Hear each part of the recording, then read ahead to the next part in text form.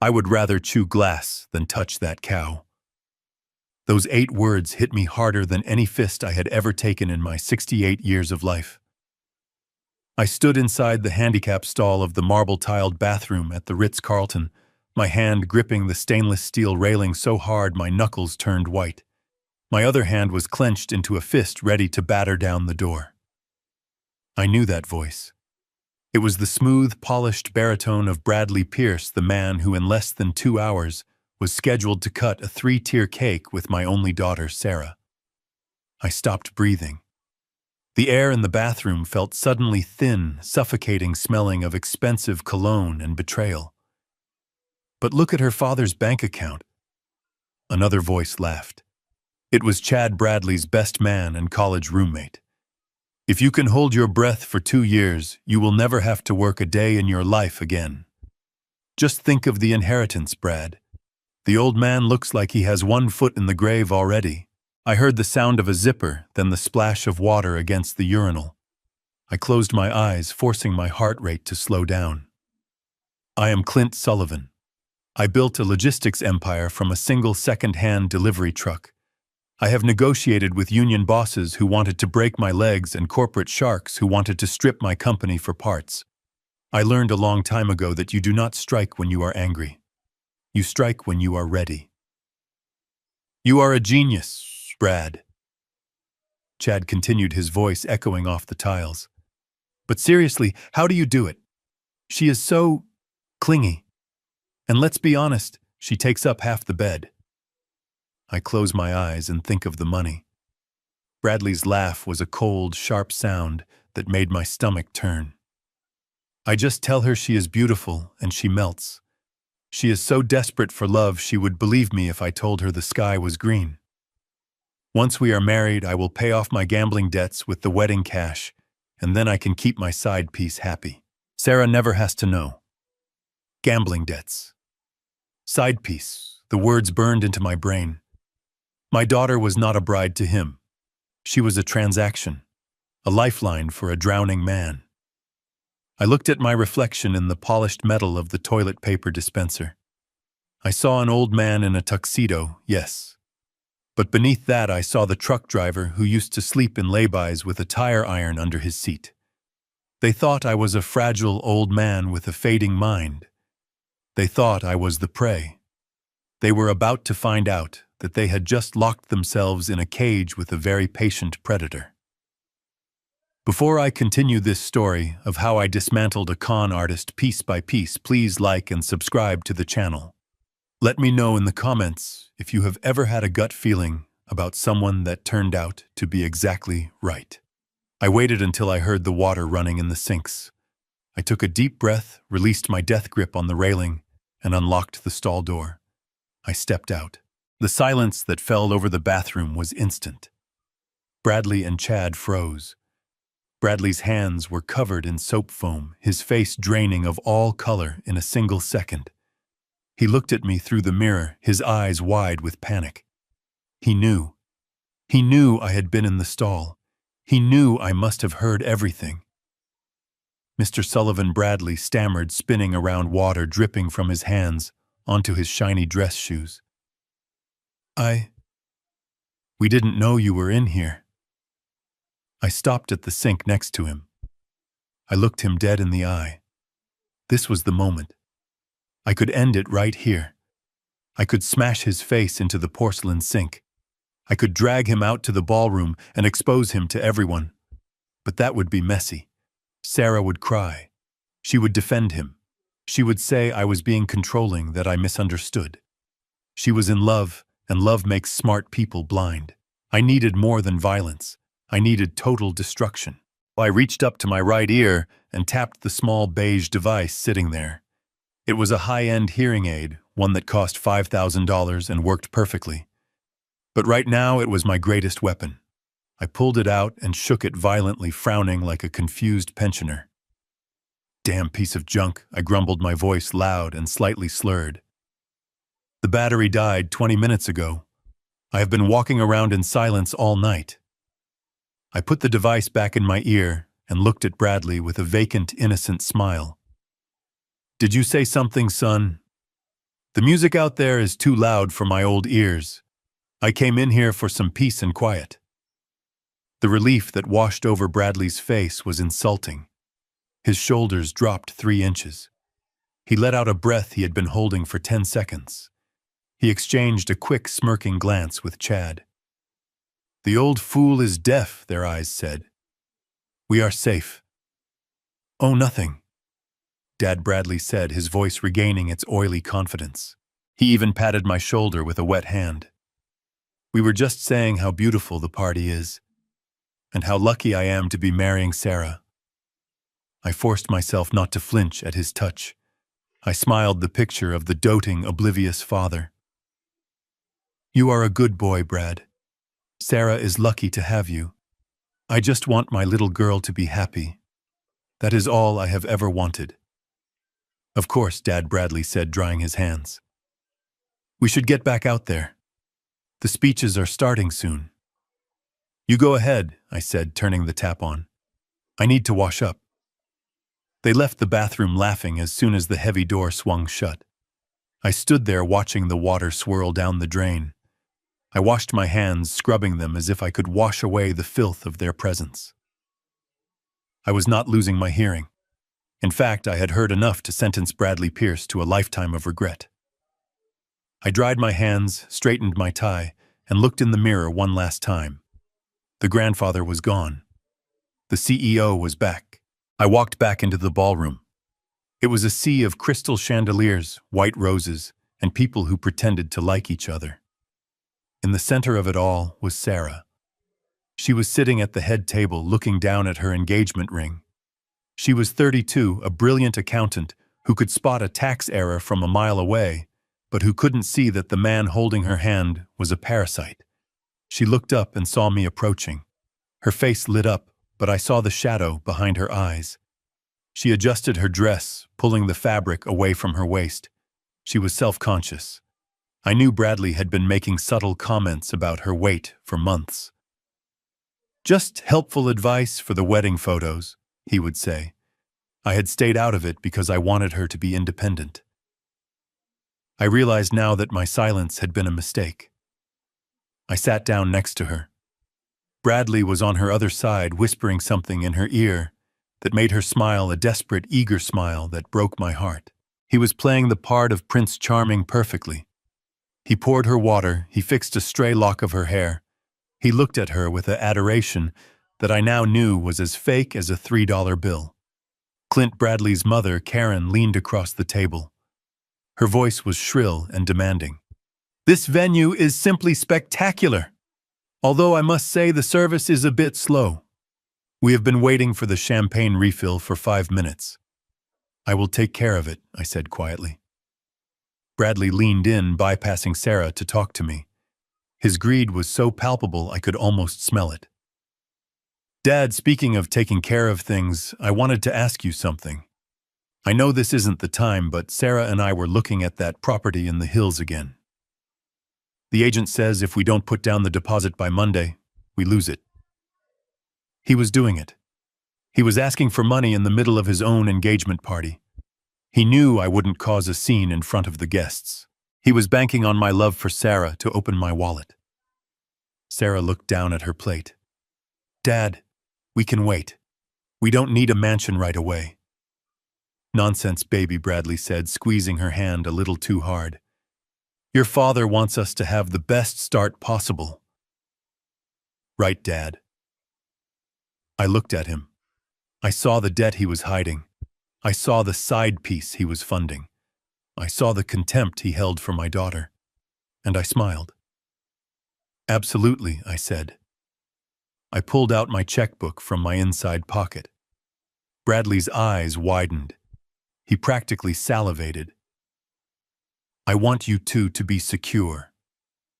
"How much was the deposit again?" $50,000, Bradley said quickly. Too quickly. I wrote the check. My hand was steady.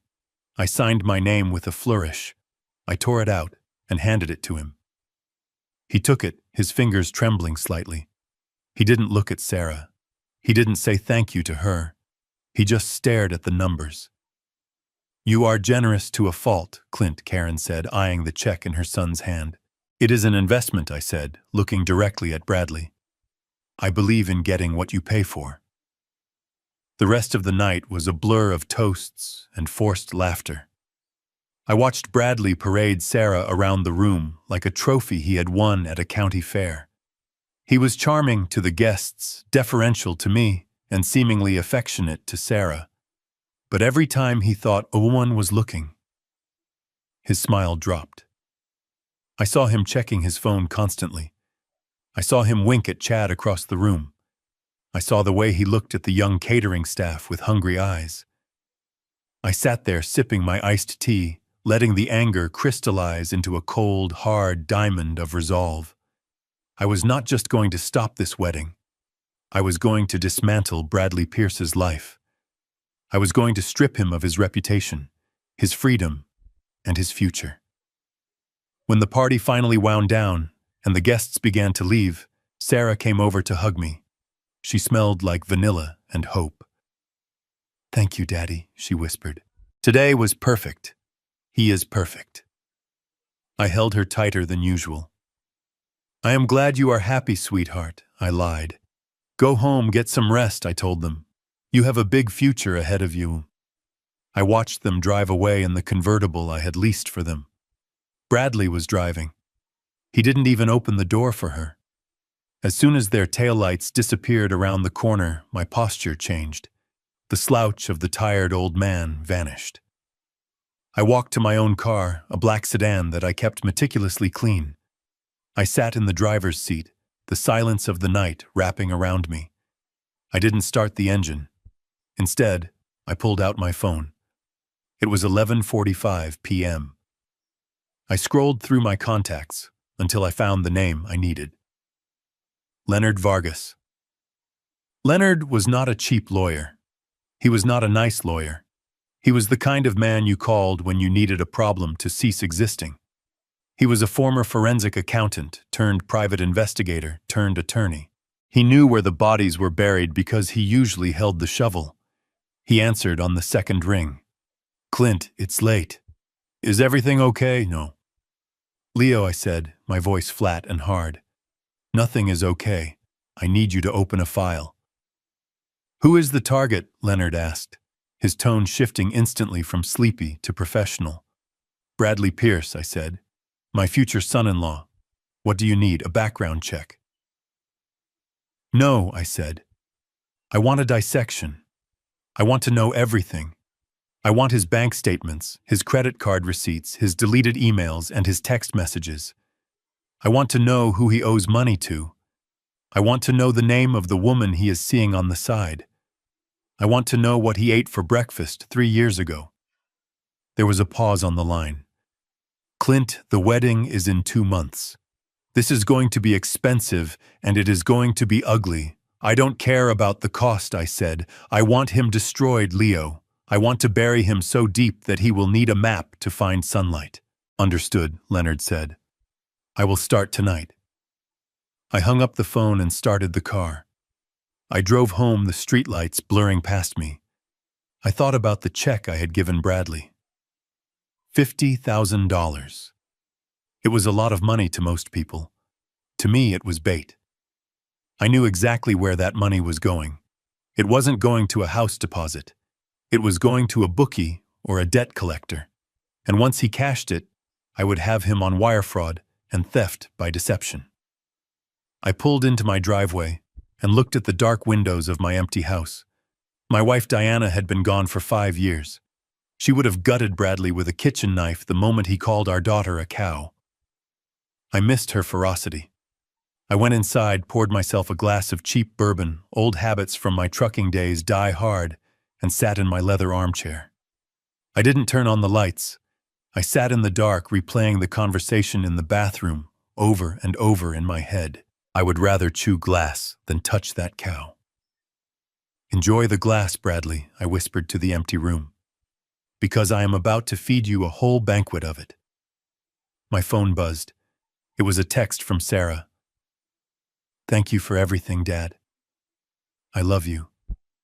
Brad is so happy about the house. We are so lucky." I stared at the screen. My thumb hovered over the reply button. I wanted to tell her to run. I wanted to tell her to pack a bag and come home, but I couldn't. Not yet. If I told her now, she would confront him. He would lie. He would gaslight her. He would say I was a jealous old man trying to control her. I needed proof. I needed undeniable, cold, hard evidence that would shatter her delusions instantly.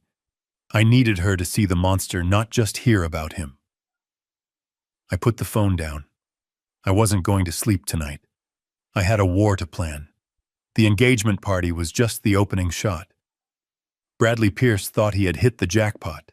He thought he had found a desperate woman and a senile father.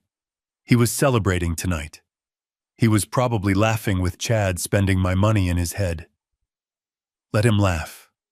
Let him feel safe. Let him climb as high as he wants. The fall is always deadlier from the top. I finished my bourbon and set the glass down with a sharp clink. The investigation had begun. The trap was set, and I was just getting started.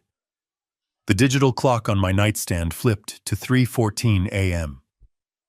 The silence in my house usually brought me peace, a hard-earned reward after decades of noise, the roar of diesel engines, the shouting on loading docks, the endless ringing of phones in the boardroom. But tonight, the silence felt heavy, like the air before a tornado touches down. My phone sat on the mahogany surface, a black monolith holding the potential to ruin or save my daughter's life. When it finally vibrated, the sound was like a gunshot in the quiet room. It wasn't Leonard. It was Sarah. I swiped the green icon and brought the phone to my ear, forcing my voice to be steady, to be the rock she had always leaned on. "Hello, sweetheart," I said, sitting up in the darkness.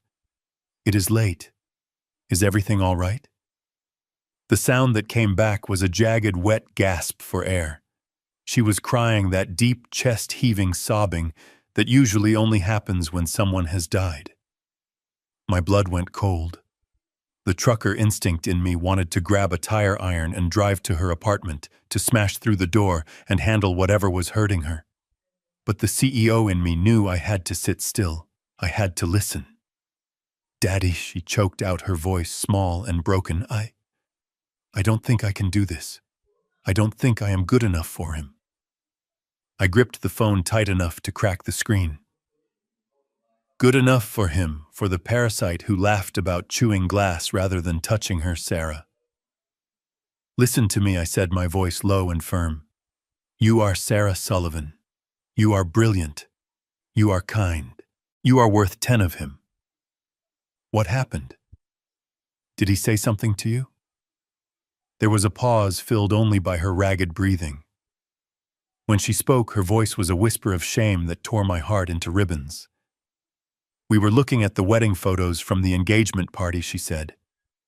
He told me that the camera adds 10 pounds, but that I looked like I had eaten the camera too. He said he was just worried about me, Dad. He said that when we are standing at the altar, everyone will be looking at us, and he doesn't want people to wonder why a guy like him is with a girl like me." The rage that filled me was white-hot, a blinding flash that made my vision swim. I wanted to roar. I wanted to tell her what he had said in the bathroom. I wanted to tell her he was a gambling addict who was only marrying her to pay off his bookie. But I bit my tongue until I tasted copper. If I attacked him now while she was this vulnerable, she would retreat. She would cling to him. He had already planted the seeds of insecurity so deep that she was watering them with her own tears.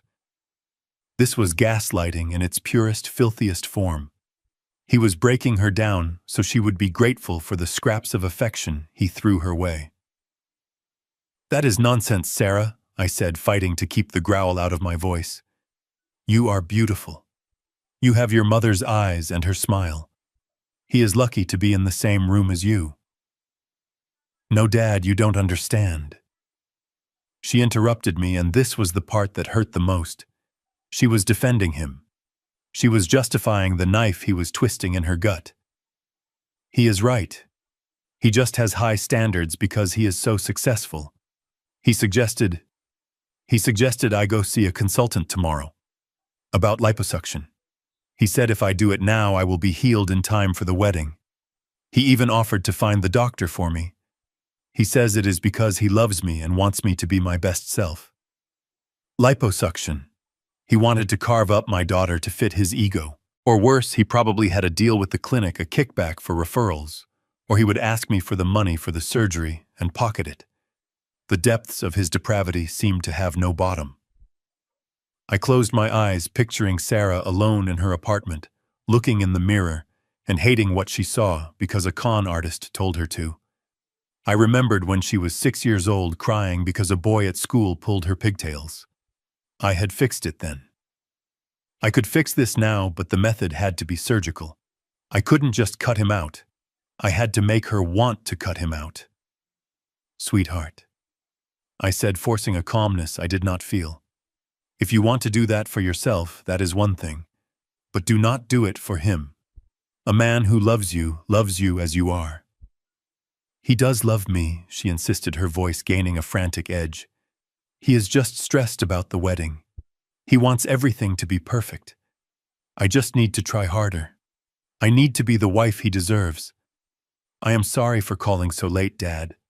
I needed to hear your voice. I will be better tomorrow, I promise. She hung up before I could say another word. The silence rushed back into the room, but now it felt toxic. I sat there in the dark, the phone still pressed to my ear, listening to the dial tone.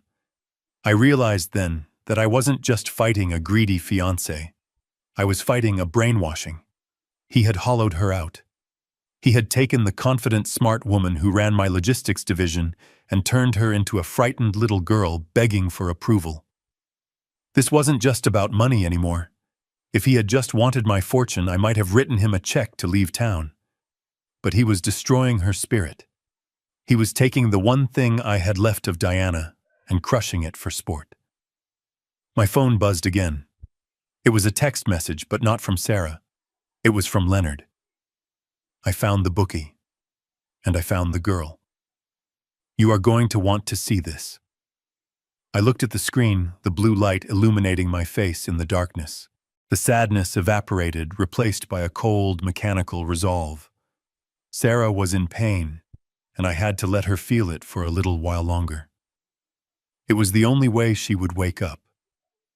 But while she was crying, I would be sharpening the blade. I typed back a single word. Send. I didn't go back to sleep. I got out of bed, dressed in my gray sweats, and went to my home office. I sat at the heavy oak desk that had belonged to my father and opened my laptop. The files from Leonard started coming in. Bank statements showing withdrawals at casinos in Vegas and Atlantic City. Photos of Bradley with a blonde woman who was definitely not my daughter, their hands all over each other, at a resort in Cabo San Lucas when he was supposed to be at a business conference in Denver.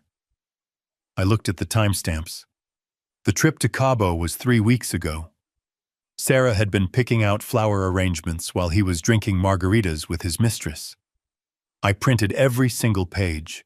The hum of the printer was the sound of ammunition being manufactured. I organized the photos into a neat stack. I highlighted the negative balances on his bank accounts. I created a dossier of destruction. My daughter thought she wasn't good enough. She thought she was the problem. I looked at the face of the man smiling in the photo, blissfully unaware that his life was being dismantled, paper by paper, in a dark office across town. Cry tonight, Sarah, I whispered to the empty room. Because when this is over, you will never shed a tear for this piece of trash again. And Bradley, you wanted perfection. I am going to give you a perfect ending. 3 days later, Leonard sat across from me in my study. He did not touch the coffee I had poured for him. He did not make small talk about the weather or the game last night. He simply slid a thick manila envelope across the mahogany desk. The sound of the paper sliding against the wood was a dry whisper, like tires skidding on gravel just before a crash. I picked up the file. I did not open it with trembling hands. I did not hesitate.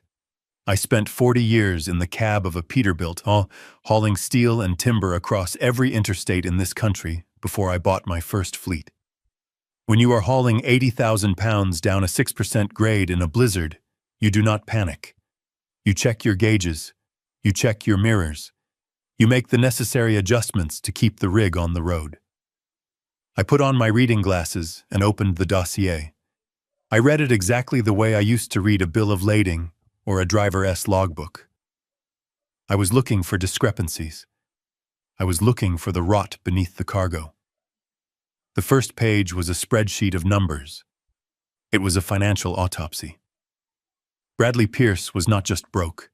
He was underwater and the pressure was crushing him.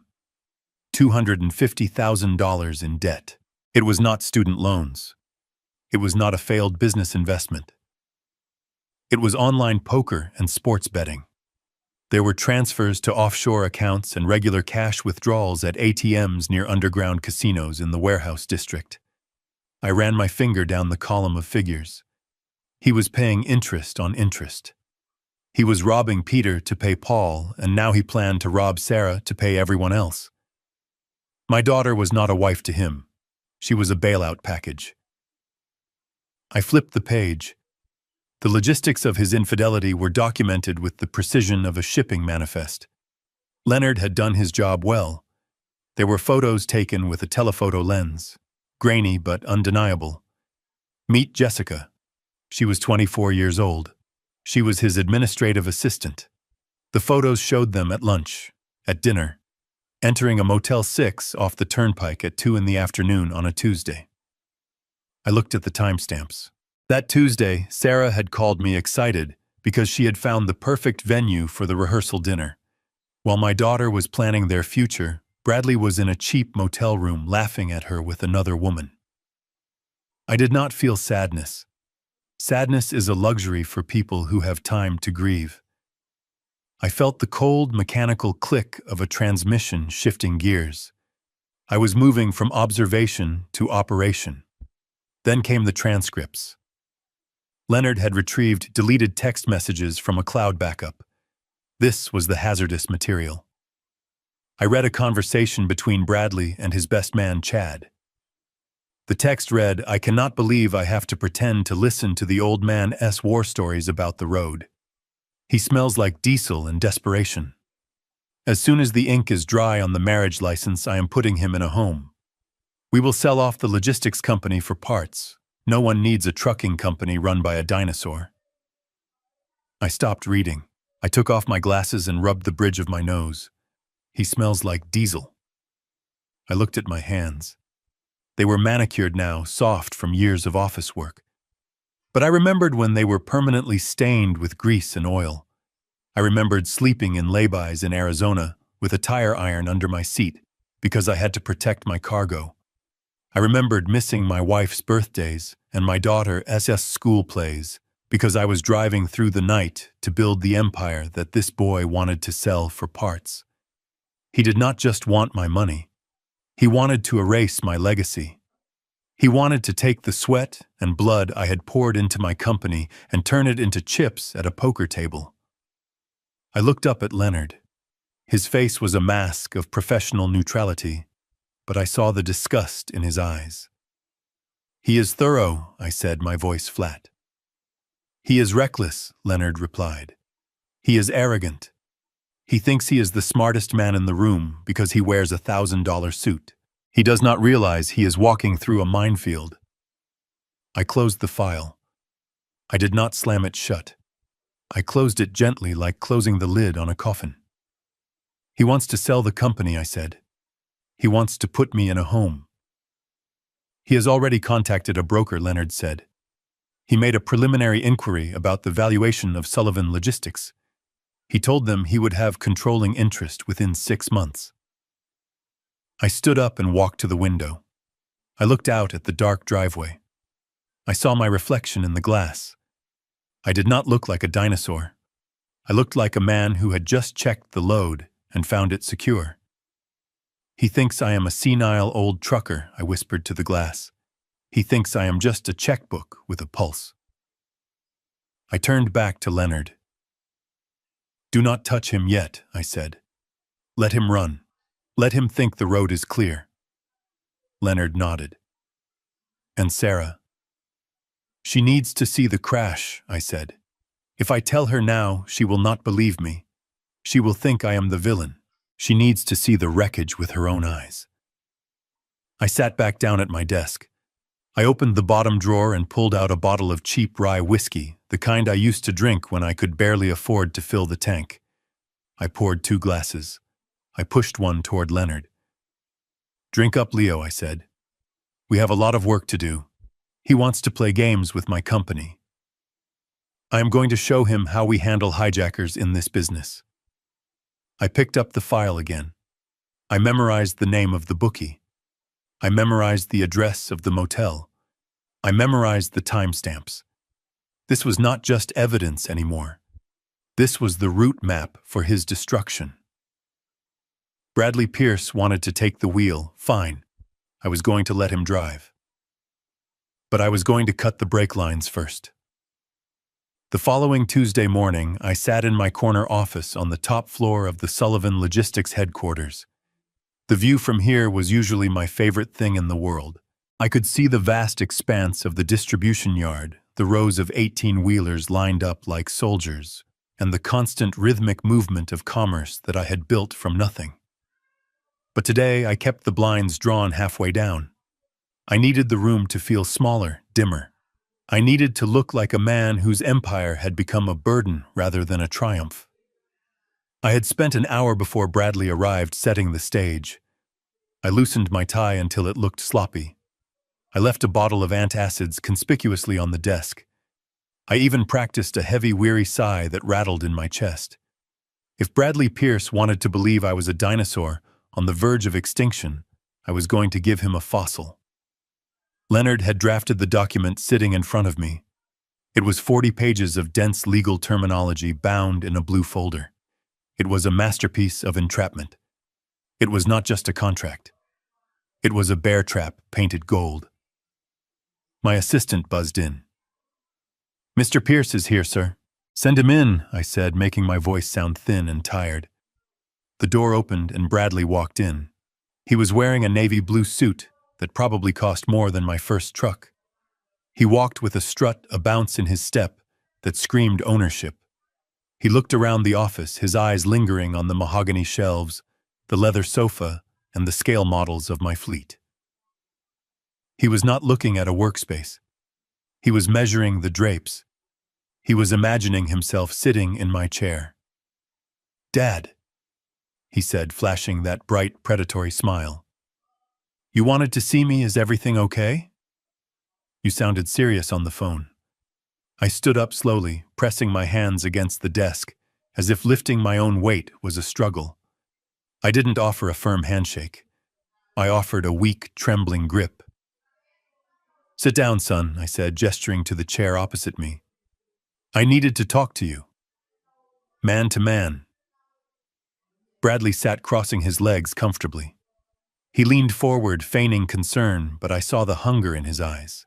He was like a shark, sensing blood in the water. "What is it?" "Clint, is it your health?" I sighed, letting my shoulders slump. "It is everything, Brad. The business, the stress, the constant fighting with the unions and the board. I am 68 years old.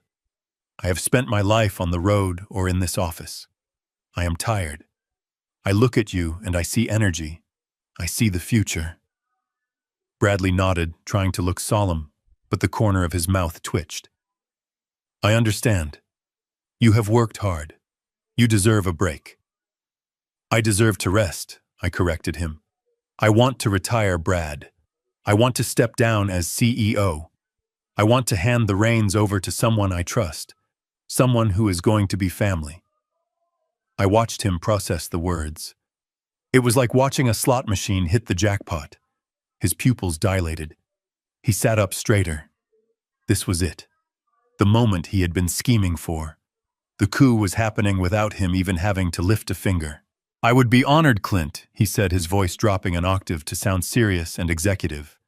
You know I have ideas. I can take this company to the next level. I will protect your legacy. I know you will, I lied. But there is a problem. Bradley frowned. What problem? The board of directors, I said. They are old-fashioned. They are stubborn. They are worried about nepotism. They are worried that you are marrying Sarah just for the position. They need assurance. They need to see that you are committed to the family, not just the assets. I leaned forward, looking him in the eye. I had to sell this next part perfectly. They are insisting on a prenuptial agreement, Brad. I saw the flash of anger in his eyes. It was quick, sharp, and dangerous. He opened his mouth to protest, to play the offended lover, but I cut him off before he could speak. I told them it was insulting, I said quickly. I told them you love Sarah, but they control the voting shares. If I want to appoint you as my successor, I have to give them this. I slid the blue folder across the desk. But I made sure the terms are generous, I added. I told my lawyers to write it in your favor. If you are going to run my company, you need to be protected too. Bradley picked up the folder. He opened it suspiciously. He didn't read the whole thing.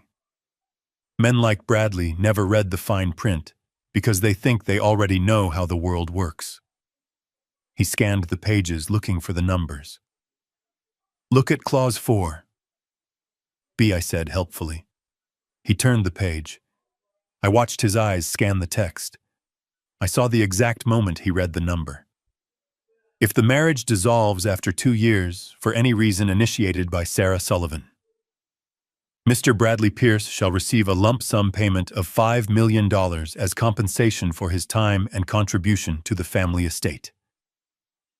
$5 million. He looked up at me stunned. 5 million, it is the golden parachute, I said with a shrug. I want you to feel secure, Brad. I know Sarah can be difficult. She is emotional. She has my temper. If things do not work out, I do not want you walking away empty-handed. I want you to know that your time with us is valued. I saw the calculation happening in his brain. It was simple math. Marry the fat girl, wait 2 years, run the company, maybe drive it into the ground or sell it off. Then get Sarah to file for divorce, which would be easy enough. Just make her miserable and walk away with $5 million cash. It was the easiest payday of his life. This is very generous, Clint, he said, trying to suppress a grin. I mean, I don't plan on us ever divorcing. I love Sarah, but I appreciate the security. I know you do, son, I said. There is just one other thing. The board insisted on a morality clause. It is standard stuff, just to protect the company's image. I pointed to the bottom of page 32. The text was dense, boring, and seemingly innocuous. Clause 14. C. The infidelity and conduct provision. The text read that if the marriage dissolved due to proven infidelity fraud or documented intent to defraud the Sullivan family estate by Mr. Bradley Pierce, all financial compensations, including the $5 million payout, would be null and void. Furthermore, Mr. Pierce would be liable for all legal fees and any funds advanced by the Sullivan family prior to the marriage. Bradley glanced at it. He didn't pause. Why would he? In his mind, he wasn't going to get caught. He had been cheating on Sarah for months, and she didn't have a clue. He thought he was invisible. He thought he was smarter than the old man in the rumpled suit. He didn't know that I had photos of him entering a Motel 6 in my bottom drawer. He didn't know I had transcripts of him calling my daughter a cow.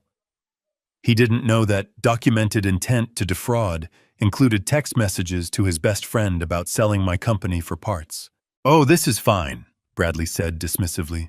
I have eyes only for Sarah. This doesn't apply to me. I pulled a Mont Blanc pen from my pocket. It was heavy black and expensive. I uncapped it and held it out to him. Then we have a deal, I said. You sign this and I announce your succession at the wedding reception. The company is yours, Brad. He took the pen. His hand didn't shake. He didn't hesitate. He didn't ask to show it to a lawyer because his greed was screaming so loud it drowned out his survival instinct. He signed his name with a flourish, the ink dark and permanent on the crisp white paper. He handed the pen back to me. He leaned back in the chair, and the transformation was instant. The deferential son-in-law vanished. He looked at me with a new boldness.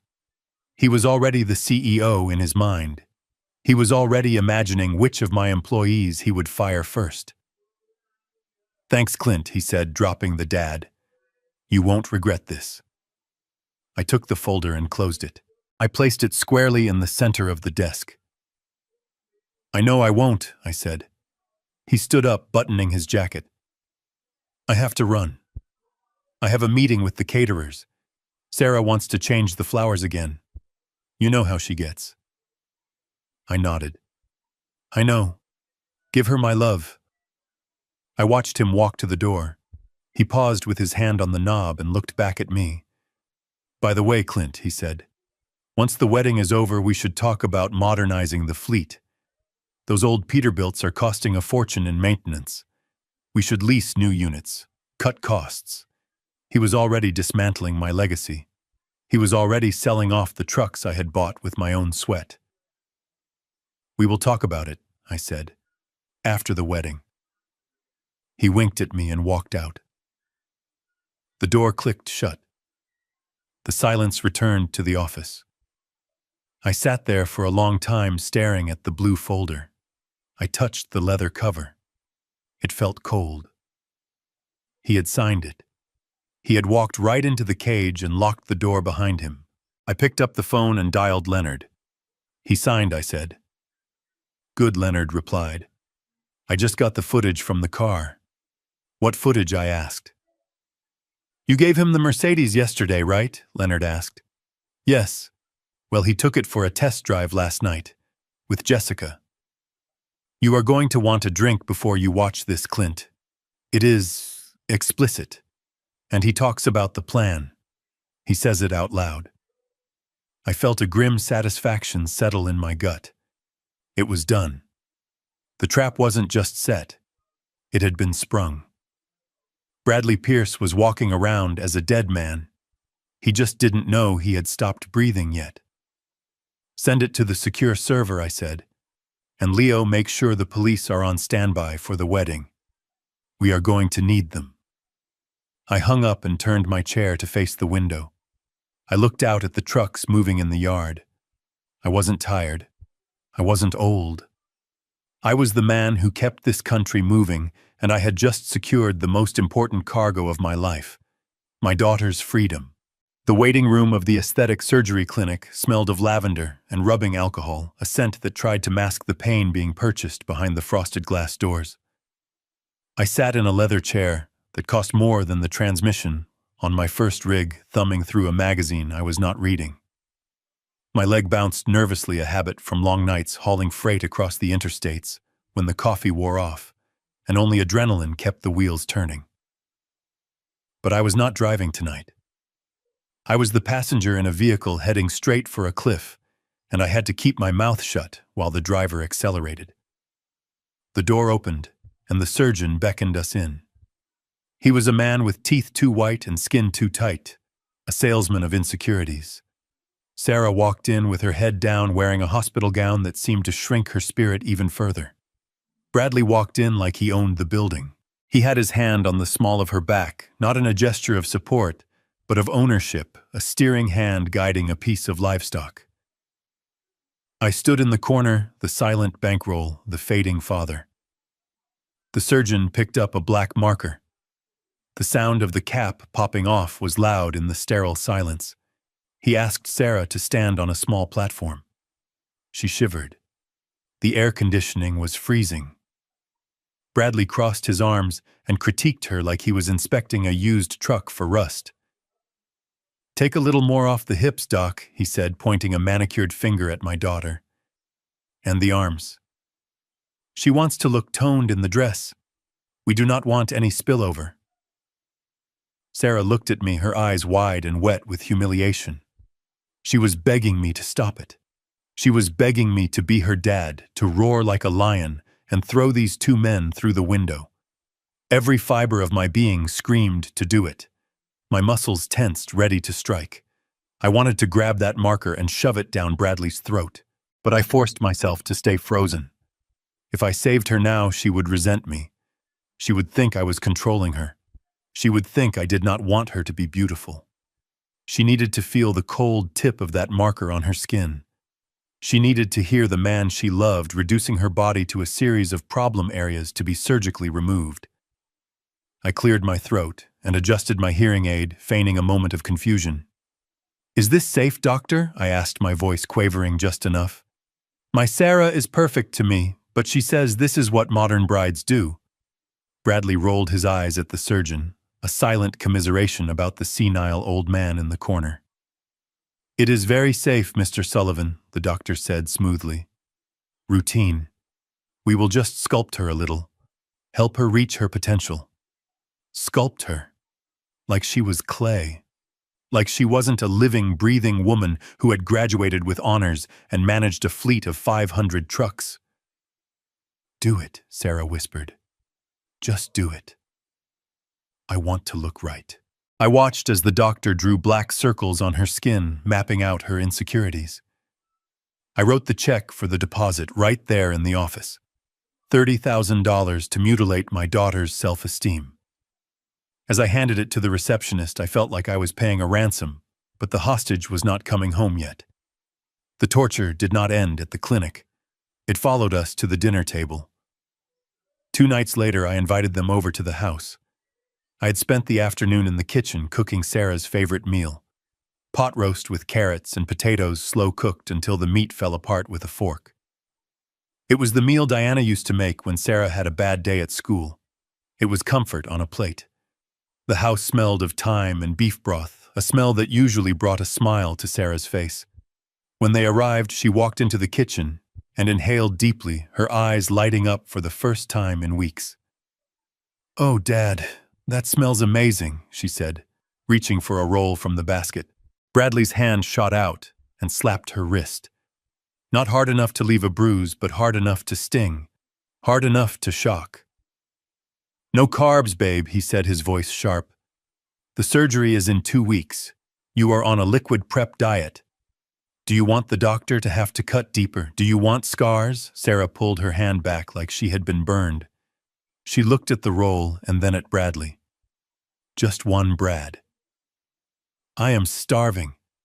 I haven't eaten since breakfast." Bradley laughed, a cruel barking sound. "Starving, honey, you have plenty of reserves. You are not going to starve. Drink some water, it fills the stomach." He took the basket of rolls and moved them to the other side of the table out of her reach. Then he looked at me. "Dad, you have to stop enabling her. If you want her to be healthy, you have to help me keep her disciplined. We are doing this for her own good." I looked at the pot roast sitting in the center of the table, steaming and rich. I looked at my daughter, who was pale and shaking from low blood sugar. I picked up the carving knife. The handle felt heavy and solid. It would be so easy. One movement. Instead, I sliced the meat. "He is right, sweetheart," I said, my voice tasting like bile. "You want to look good for the photos. We all want you to shine. Maybe just have some broth tonight." Sarah looked at me and something in her eyes died. The light went out. She slumped in her chair, defeated by the 2 men who were supposed to protect her. She drank her water. I ate the roast. It tasted like ash. I chewed and swallowed, forcing the food down while my daughter watched me with hungry, hollow eyes. I was starving her to save her, and the guilt was a physical weight in my gut, heavier than any load I had ever hauled. But Bradley was not done. He needed total control. He needed to cut off her escape routes. The next morning, I received a notification from the bank. I had set up alerts on all of Sarah's accounts years ago, just in case of fraud. But this fraud was walking through the front door. Bradley had convinced her to merge their finances. It was the modern thing to do, he had told her. They were building an empire together. He needed capital to invest in their future. I sat in my office and watched the transactions roll in on my screen. He drained her savings account. $40,000 transferred to an account in the Caymans. He maxed out her credit cards on purchases that had nothing to do with a wedding. Watches, suits, a down payment on a boat. Then came the phone call. Dad. Sarah said, her voice trembling so hard I could barely understand her. I am at the gas station. My card was declined. I don't have any cash. Can you transfer me $50? My daughter, the heiress to a logistics company worth millions, was stranded at a gas station begging for $50 because a con artist had picked her clean. Where is Brad? I asked, leaning back in my chair, staring at the ceiling to keep the tears from falling. He is in a meeting, she said quickly, defending him, even as she stood there humiliated. He moved some money around for investments. The transfers haven't cleared yet. He is just so smart with money, Dad. He is securing our retirement. He was securing his getaway. I transferred the money. Just enough for gas. I couldn't give her more. If I gave her $1,000, Bradley would take it. If I gave her access to the main accounts, he would drain them before the ink dried on the wedding certificate. I had to keep her poor. I had to keep her desperate. I know it is hard, Sarah, I said, playing the role of the oblivious old man. But money is tight these days. You listen to Brad. He knows what he is doing with the markets. I hung up the phone and threw a crystal paperweight across the room. It shattered against the wall, exploding into 1,000 shards of glass. I was breaking her. I was letting him break her. Every day I saw her, she looked thinner, not just in body but in spirit. She was fading. The vibrant, laughing woman who could negotiate a union contract without blinking was gone, replaced by a ghost who asked permission to eat a bread roll. But I also saw the cracks forming. I saw the way she looked at him when he snapped at her. I saw the hesitation when he reached for hers. The pressure was building. I just had to make sure that when she finally exploded, she aimed the blast in the right direction. I walked over to the shattered glass on the floor. I didn't clean it up. I left it there as a reminder. Broken things can cut. And Sarah was getting sharper by the day. My phone buzzed. Leonard. He just listed her apartment for sale. He forged her signature on the power of attorney. I stared at the message. He was selling her home out from under her. He was burning the bridge so she would have nowhere to run when he finally discarded her. Let the listing go live, I typed back. I was not going to stop him. I was going to let him dig the hole so deep that he would never be able to climb out. And when he fell, I would be standing at the top, holding the shovel. The private dining room at Le Bernardin smelled of old money and fresh oysters. I sat at the head of the table, nursing a glass of tap water, waiting for the people who had raised a monster. Richard and Karen Pierce arrived 20 minutes late. They did not apologize. They swept into the room with the air of royalty visiting the colonies. Richard wore a suit that was too shiny, the kind that looks expensive from a distance but feels like polyester up close. Karen was dripping in jewelry that I suspected was zirconium. They were the architects of Bradley's entitlement, the blueprint for his greed. Clint, Richard said, extending a hand that felt like a dead fish. Good to see you. We had a hell of a time parking the Jaguar. Valet service in this city has gone to the dogs. I shook his hand briefly. The Jaguar was leased. Leonard's report had confirmed it that morning. They were 3 months behind on the payments. Sit down, I said, gesturing to the empty chairs. Sarah and Brad are on their way. They are coming from the dress fitting. Karen sat down and immediately picked up the menu, scanning the prices instead of the food items. She looked at me over the rim of her glasses. I hope you don't mind, Clint, she said with a tight smile. We ordered a bottle of Dom Perignon for the table before we came in. We thought we should celebrate. After all, it is not every day our Bradley marries into, well, settles down. Into money. I finished the sentence in my head. Of course, I said aloud. Order whatever you like. It is on me. They did. They ordered the tasting menu with the wine pairing. They ordered caviar supplements.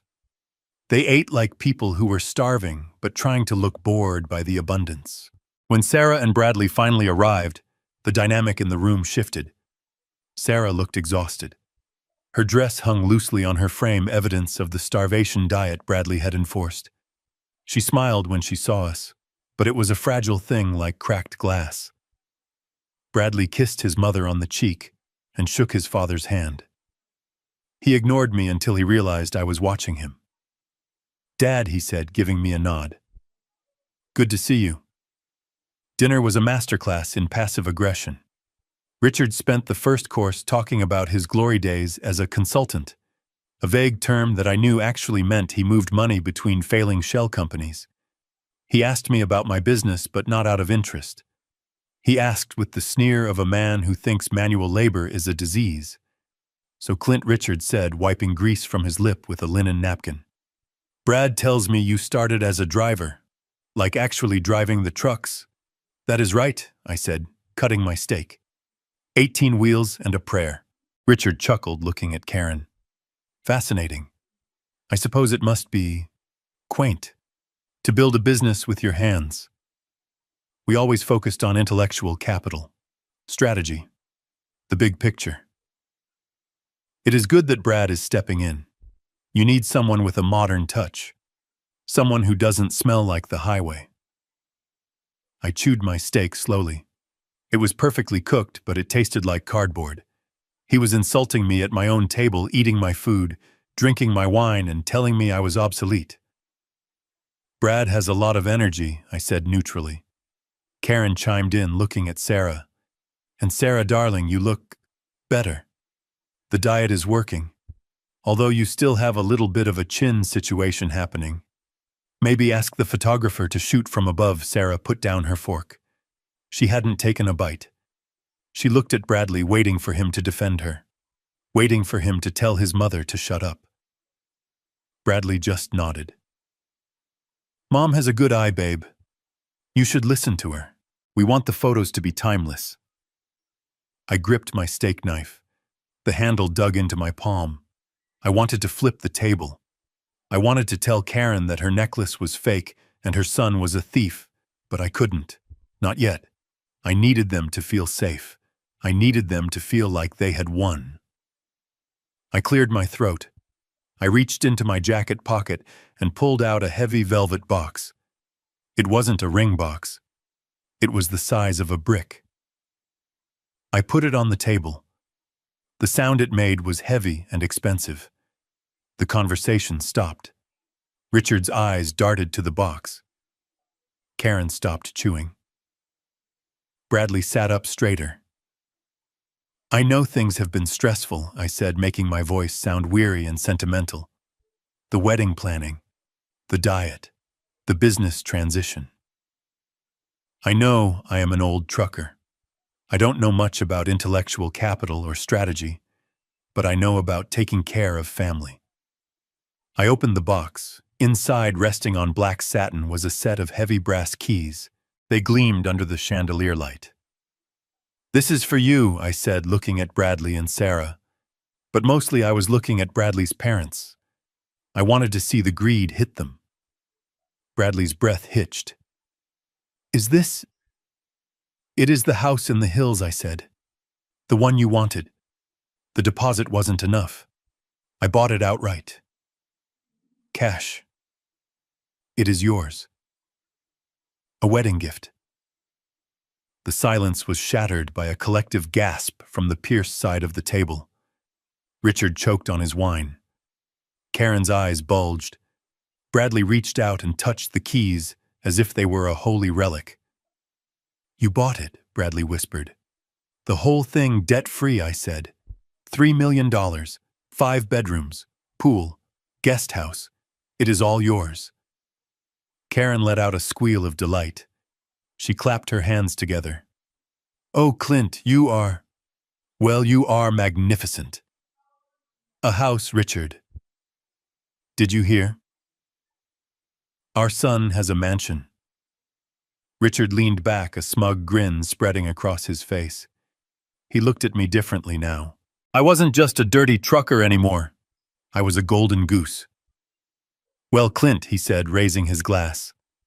I must say, you know how to step up.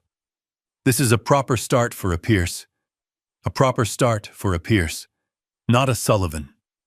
He was already erasing my daughter's name from the deed in his mind. Bradley grabbed the keys. He didn't hand them to Sarah. He shoved them into his own pocket. Thank you, Dad, he said, his eyes shining with victory. You won't regret this. We are going to make it a showplace. Sarah looked at me, tears welling in her eyes. Dad, this is too much. You shouldn't have. I smiled at her, a sad, tired smile. Nothing is too much for you, sweetheart. I want you to be safe. I watched them celebrate. Richard ordered another bottle of champagne. Karen started talking about redecorating the guest house for when they came to visit for extended stays.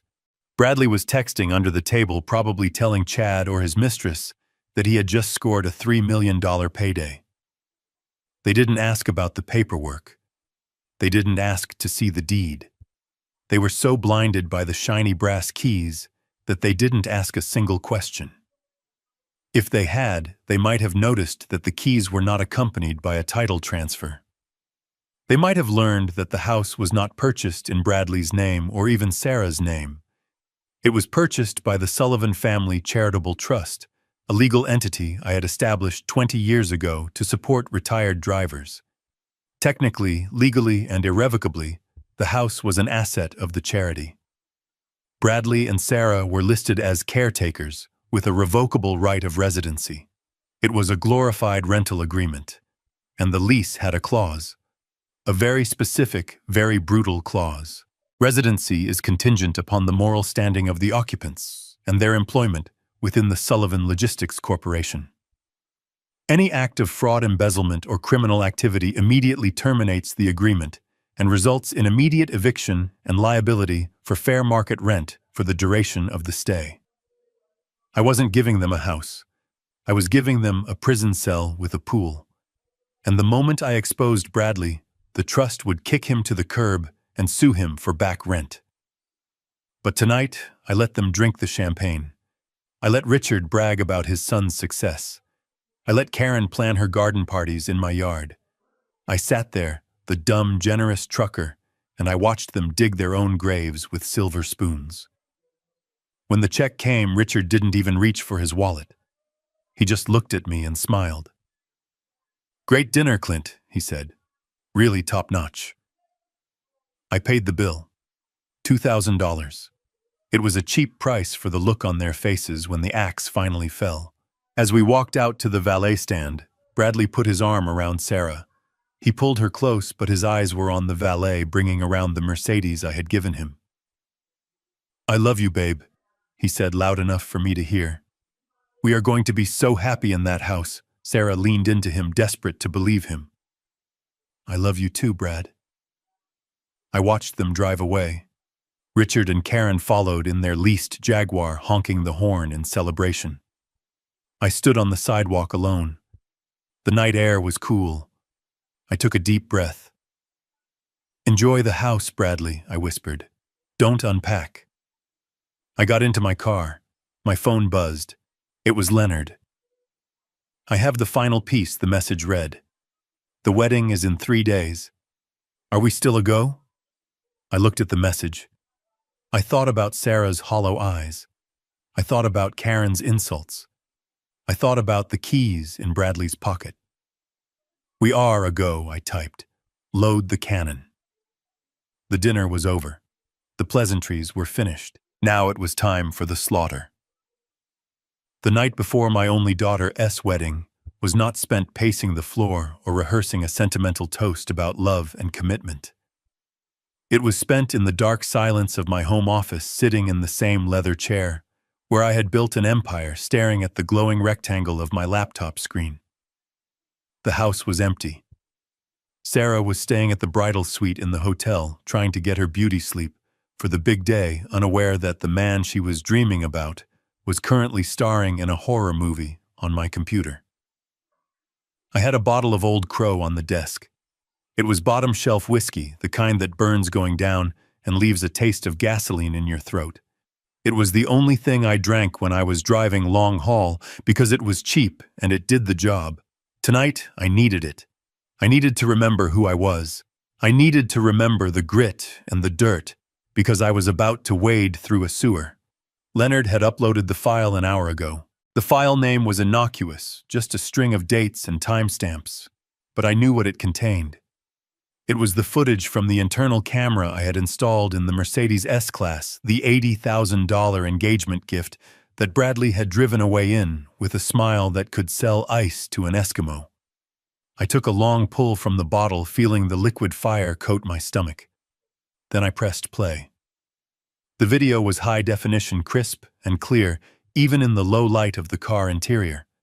The timestamp showed 11:30 p.m., just 2 hours after our dinner, just 2 hours after I had handed him the keys to a mansion. Bradley was in the driver's seat. He had loosened his tie, the silk hanging limp around his neck. Next to him in the passenger seat, where my daughter should have been, sat Jessica. She was young blonde and laughing. Her feet were on the dashboard, her heels digging into the expensive leather I had paid for. "I cannot believe he bought it," she said, her voice tinny through the speakers but clear enough to cut glass. "A whole mansion, Brad. You are a legend." Bradley laughed. That sound. That same cold, sharp laugh I had heard in the bathroom at the engagement party. It made the hair on my arms stand up. "I told you, baby," he said, reaching over to rest his hand on her knee. The old man is soft. He is desperate to unload his cow of a daughter. He would pay me double if I asked for it.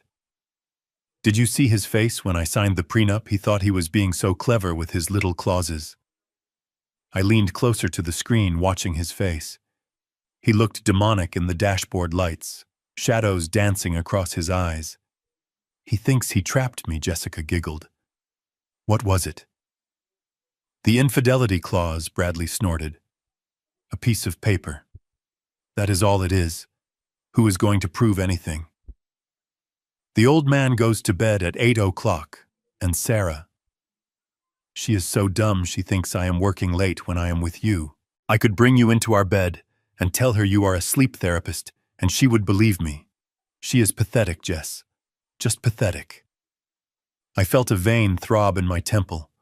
I took another drink. I wanted to reach through the screen and choke the life out of him, but I forced myself to watch. I needed to see it all. I needed to fill the tank with enough hate to fuel what I had to do tomorrow.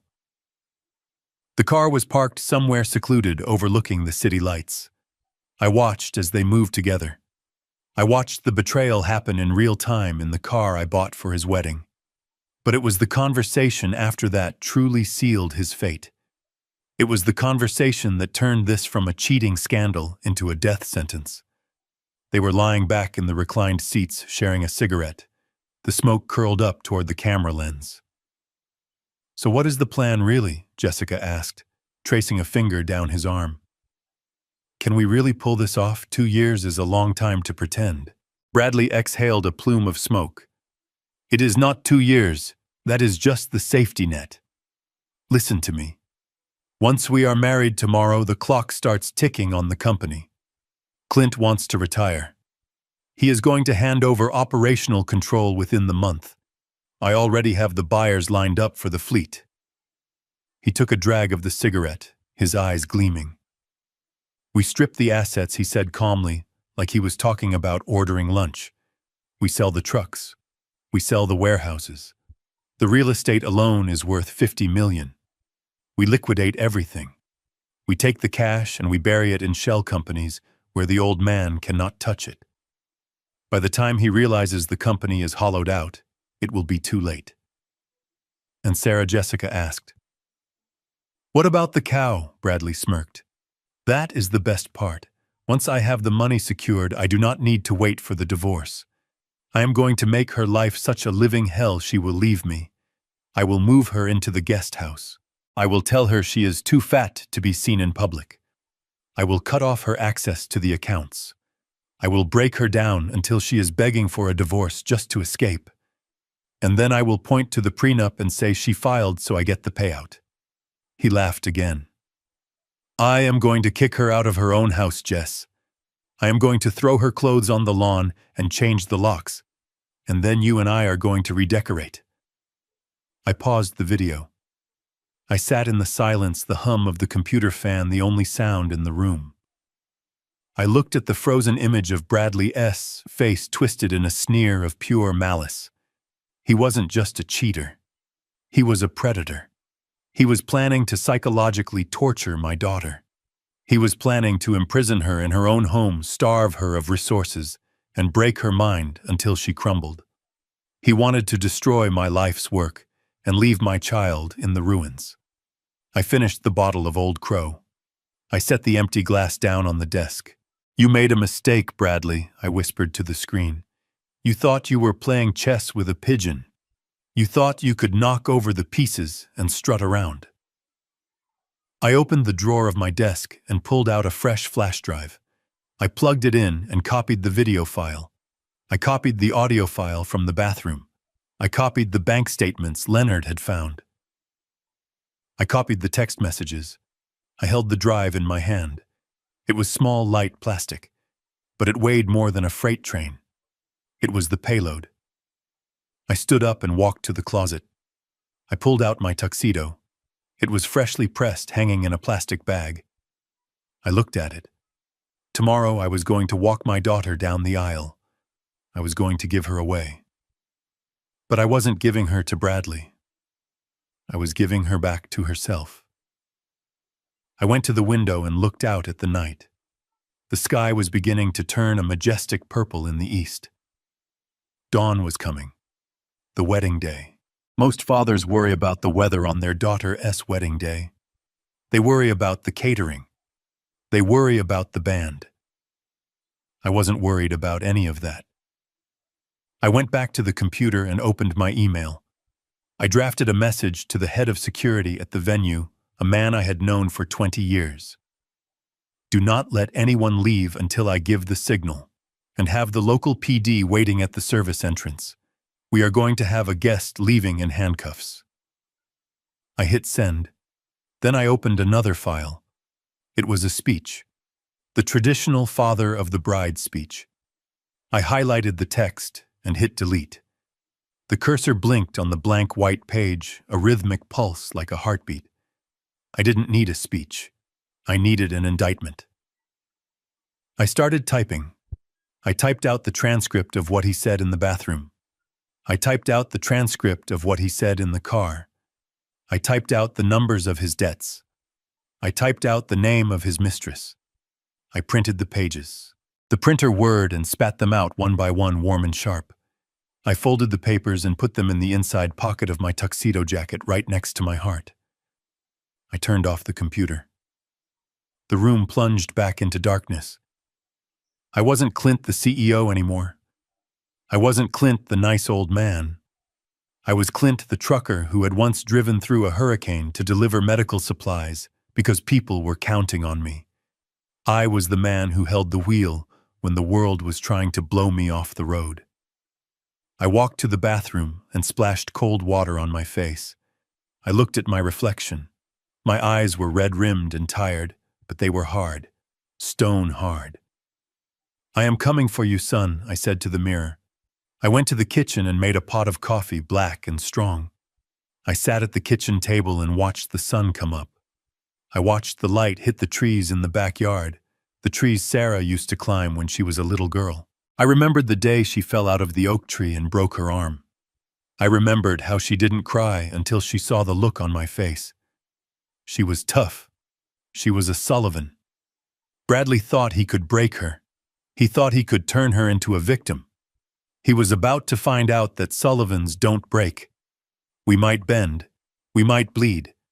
But when we snap back, we take heads off. I checked my watch. 6 a.m. It was time to get dressed. It was time to go to church. It was time to chew some glass. The cathedral was suffocating. It smelled of $50,000 worth of imported white lilies and the stale, recycled air of old money. This wasn't the modest family church where I had buried my wife Diana. This was a venue rented for the cameras, a cavernous hall of marble and stained glass that Bradley had insisted upon because, as he put it, a Sullivan wedding needed to make a statement. I sat in the front pew, my tuxedo feeling like a suit of armor. I looked around at the spectacle my future son-in-law had orchestrated with my money. It was grotesque. There were ice sculptures melting in the vestibule. There was a 12-piece string orchestra playing something that sounded like it belonged at a royal funeral. The guest list had bloated to 300 people, half of whom I didn't know. They were Bradley's associates, slick-haired men in shiny suits, and women who looked at the decor with calculating eyes, estimating the cost per square foot. I saw Richard and Karen Pierce across the aisle. They were preening like peacocks. Karen was wearing a hat so large it blocked the view of 3 people behind her. She caught my eye and gave me a little wave, mouthing the word, magnificent. I didn't wave back. I just stared at the altar where Bradley was waiting. He stood there with Chad, his best man and partner in crime. Bradley looked like he had just stepped out of a magazine ad for men who don't work for a living. His tuxedo was midnight blue, custom-tailored to hide the softness of a man who had never lifted anything heavier than a poker chip. He was rocking back on his heels, scanning the crowd, smiling that winning smile. He wasn't nervous. Why would he be? In his mind, he wasn't standing at an altar. He was standing at the finish line of a long con. He checked his watch, probably calculating how long it would be before he could loosen his tie and start spending my fortune. I checked my inside pocket. The papers were there. The flash drive was in my hand, clenched tight. Then the heavy oak doors at the back of the cathedral groaned open. The orchestra swelled the music, shifting to the bridal march. The congregation stood up, a rustle of silk and expensive fabric. I turned to look, and my heart broke all over again. Sarah stood in the doorway, silhouetted by the afternoon sun. From a distance, she looked like a fairy tale. But as she began the long walk down the aisle, the reality came into sharp focus. She was a ghost. The dress Bradley had bullied her into was a masterpiece of lace and silk, but it hung on her frame. The weeks of starvation, the liquid diets, the relentless criticism, it had all carved her down. Her collarbones were too sharp. Her face, usually round and full of life, was gaunt, her cheekbones casting hollow shadows under the professional makeup. She wasn't glowing. She was pale, the kind of pallor that comes from exhaustion and fear. She walked slowly, her hand gripping my arm as I met her halfway down the aisle.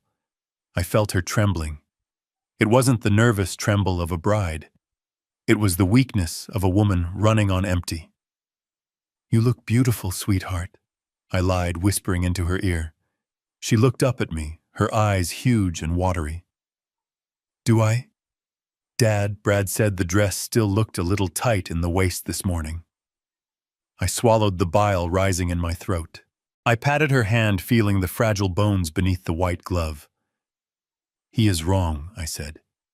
"You are perfect." We walked the rest of the way together. Every step felt like a mile. I could feel the eyes of the crowd on us. I could see Karen critiquing the fit of the dress. I could see Richard nodding approvingly at the spectacle. We reached the altar. Bradley stepped forward. He didn't look at Sarah's face. He looked at her waistline, checking to see if his investment in her insecurity had paid off. He seemed satisfied. He reached out and took her hand from mine. His grip was possessive, firm, the hand of a man claiming his property. "Who gives this woman to be married to this man?" the priest asked. His voice boomed through the speakers. I stood there for a second too long. The silence stretched thin and tight as a wire. I looked at Bradley. He was beaming at me, expecting the line, expecting the surrender. "I do," I said, my voice flat. I stepped back and sat down in the front pew. But I didn't get comfortable. I sat on the edge of the wood, my muscles coiled. The ceremony began. The priest droned on about love, honor, and cherishing, words that meant nothing to the man standing 5 feet away from me. I watched Sarah. She was staring at Bradley with a look of desperate devotion, trying so hard to be what he wanted, trying so hard to be worthy of the love he pretended to give. I couldn't let it go on. I couldn't let them exchange vows. If she said, "I do," it would break her when the truth came out. She needed to know before she committed her soul to a monster. The priest paused, taking a breath before the vows. And now, if anyone here has just cause why these two may not be lawfully joined together, let him speak now or forever hold his peace. It is usually a rhetorical question, a formality. The church was silent. A few people shifted in their seats. Bradley smirked, looking out at the crowd, daring anyone to interrupt his coronation. I stood up. The movement was sudden, sharp. The wood of the pew creaked. "Excuse me, Father," I said. My voice wasn't loud, but in the acoustic perfection of the cathedral it carried to the back row. The priest stopped. He looked over his glasses, confused. Bradley froze. Sarah turned to look at me, her eyes wide with alarm. "Dad," she whispered. I stepped out of the pew and walked up the 3 marble steps to the altar. I didn't look at Sarah. I couldn't. If I looked at her, I might lose my nerve. I looked straight at Bradley.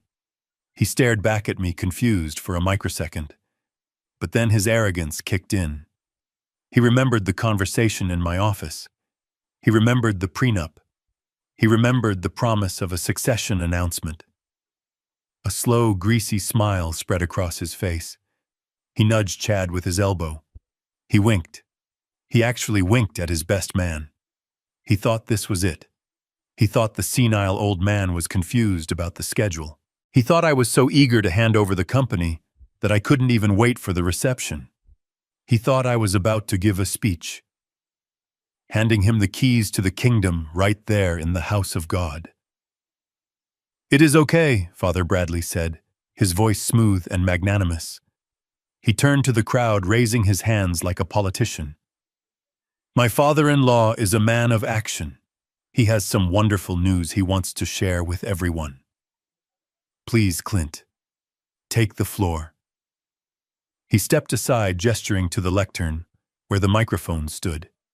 He was inviting me to my own execution. He was inviting me to sign the death warrant of my legacy. I walked to the lectern.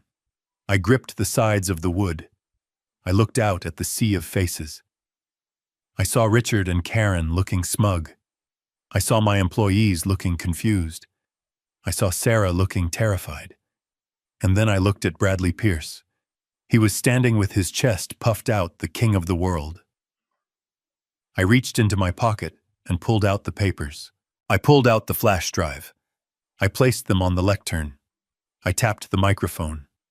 The sound echoed like a gavel striking a block. "Thump, thump, Bradley," I said, my voice booming through the cathedral. "You are right. I do have some news. But first I want to tell you a story. A story about a man who walked into a bathroom and said something interesting."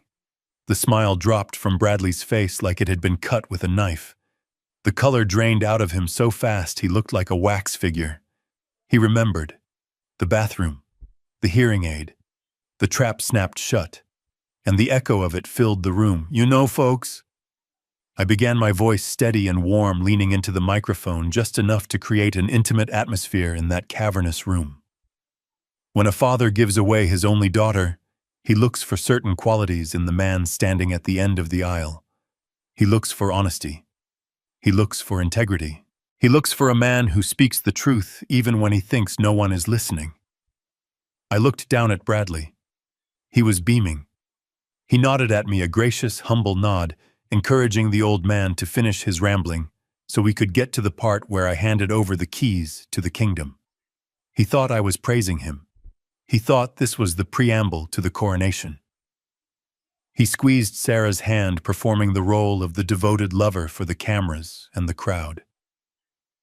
I continued, letting my gaze drift over to Richard and Karen in the front row. They were leaning forward, their faces masks of greedy anticipation. They were ready to inherit the earth. Bradley has always been very clear about what he wants, I said. He is a man with a plan, a man with a vision for the future, and he is a man who knows the value of things. He knows the value of $1. He knows the value of a company, and he certainly knows the value of my daughter. A few guests chuckled politely. Sarah smiled, a weak, hopeful thing that tugged at my chest. She thought I was finally accepting him. She thought I was seeing what she saw. But you know, I said, my tone shifting just a fraction, becoming harder, colder. Sometimes we old truckers have trouble hearing the important things. We get confused. The noise of the road, the years, the diesel engines. It takes a toll. That is why I wear this. I tapped the hearing aid in my right ear. Bradley's smile faltered. Just a little. A flicker of confusion crossed his eyes. He remembered the bathroom. He remembered me shaking the device. He remembered me complaining about the dead battery. You all know I have had some trouble with my hearing lately, I said, looking directly at him. Bradley was very sympathetic about it. He knows that sometimes an old man just needs a little help to understand what is going on around him. But what Bradley didn't know is that this isn't just a hearing aid. It is a state-of-the-art receiver. It connects to my phone, and it records. The silence in the cathedral changed texture. It went from attentive to confused to tense in the span of 3 seconds. Bradley's face went slack. The color began to drain from his cheeks, starting at his jaw and washing up to his hairline, leaving him the color of old parchment. He dropped Sarah's hand. I pulled my phone out of my pocket. I held it up so everyone could see it. It was connected to the church's audio system via a Bluetooth dongle I had given the sound engineer 5 minutes before the service started, along with a $100 bill. I think it is important that we all hear Bradley's vows, I said, but not the ones he wrote for today. I want you to hear the vows he made when he thought the world wasn't watching.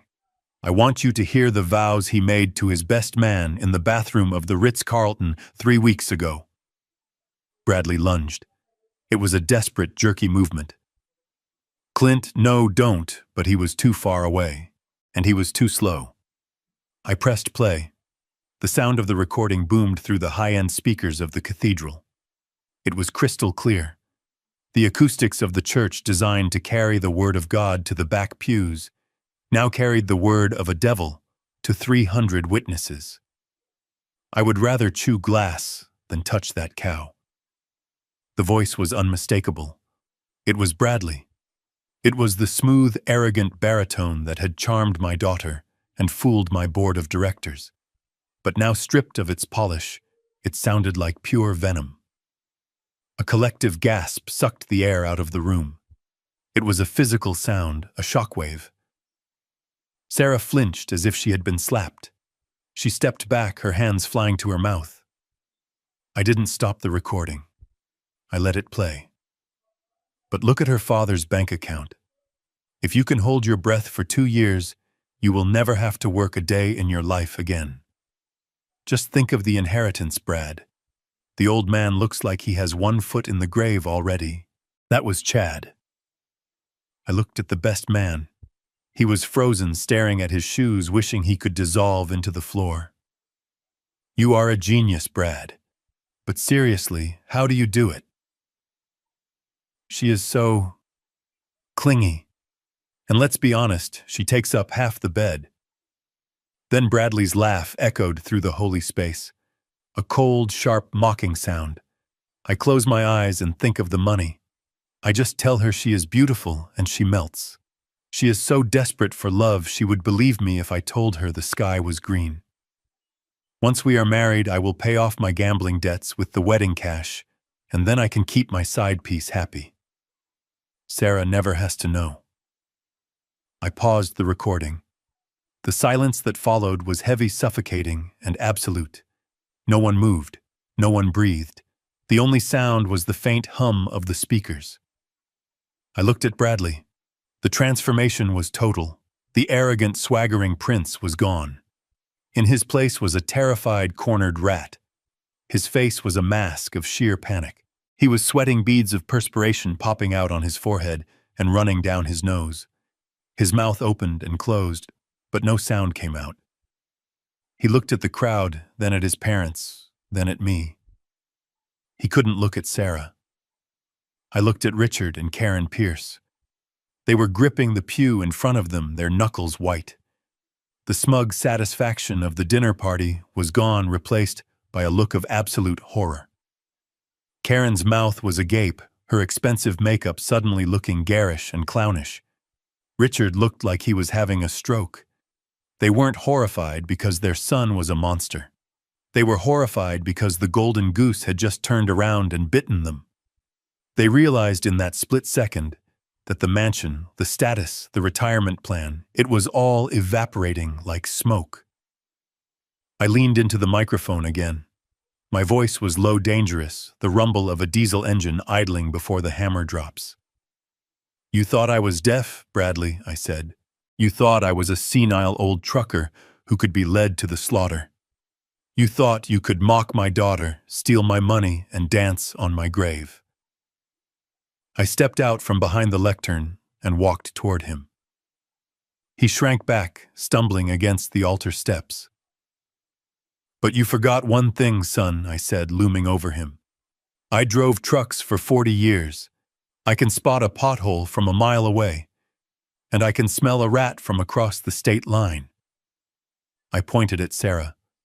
She was standing there, shaking, tears streaming down her face, ruining the makeup, ruining the perfection he had demanded. But she wasn't looking at him with love anymore. She was looking at him with the dawn of a terrible, painful realization. "She is not a cow," I roared, my voice cracking with the rage I had held back for weeks. "She is a queen. And you are not even fit to wash the mud off her tires." Bradley finally found his voice. It was a high, thin squeak. "Clint, wait. It is not what it sounds like. It was a joke. Just guys talking. You are taking it out of context." "Context?" I asked. "You want context?" I turned back to the lectern. I wasn't done. The audio was just the jab. Now came the cross. I picked up the remote for the projection system. Bradley had set up a massive screen behind the altar for a photo montage of their love story. He had planned to show pictures of them in Cabo, pictures of the engagement pictures that painted a lie. I pointed the remote at the screen. "Let's look at the context." "Bradley," I said. I pressed the button. The screen flickered to life. It wasn't a montage of romantic photos. It was a scanned image of a legal document. The font was large, clear, and undeniable. It was the prenuptial agreement. Specifically, it was Clause 14C. The text was highlighted in yellow, glowing, like a neon sign in the dim church. The infidelity and conduct provision. I read it aloud, my voice echoing off the vaulted ceiling. "If the marriage dissolves due to proven infidelity, fraud, or documented intent to defraud the Sullivan family estate, all financial compensations are null and void." I looked at Bradley. He was shaking his head, his eyes darting around the room looking for an exit. "You signed this on Tuesday," I said. "You signed it because you thought you were smarter than me. You signed it because you saw $5 million and you stopped reading." I clicked the remote again. The screen changed. This time it wasn't a document. It was a video. It was the footage from the Mercedes, the night before the wedding. The image was grainy black and white infrared, but the faces were clear. Bradley Pierce and Jessica. A gasp went through the crowd, louder than the first one. This wasn't just words. This was visual proof. This was the groom less than 24 hours before the ceremony engaging in acts with another woman that I cannot describe in a church. But I didn't play the whole thing. I didn't need to. I just needed the audio. I needed the confession. I pressed play. Once we are married tomorrow, the clock starts ticking. We strip the assets. We sell the trucks. I am going to make her life such a living hell she will leave me. I will kick her out of her own house.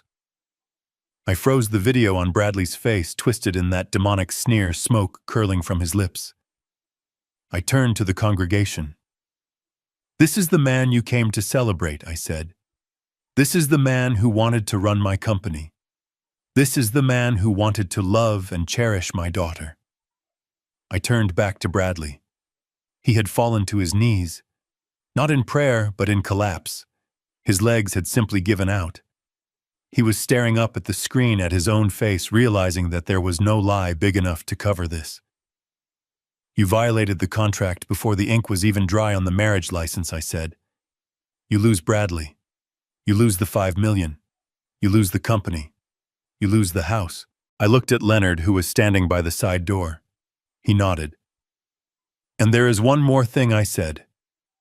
I clicked the remote one last time. The screen showed a bank transfer receipt. $100,000. From my personal account to Bradley's private account. The memo line read, "Wedding venue deposit."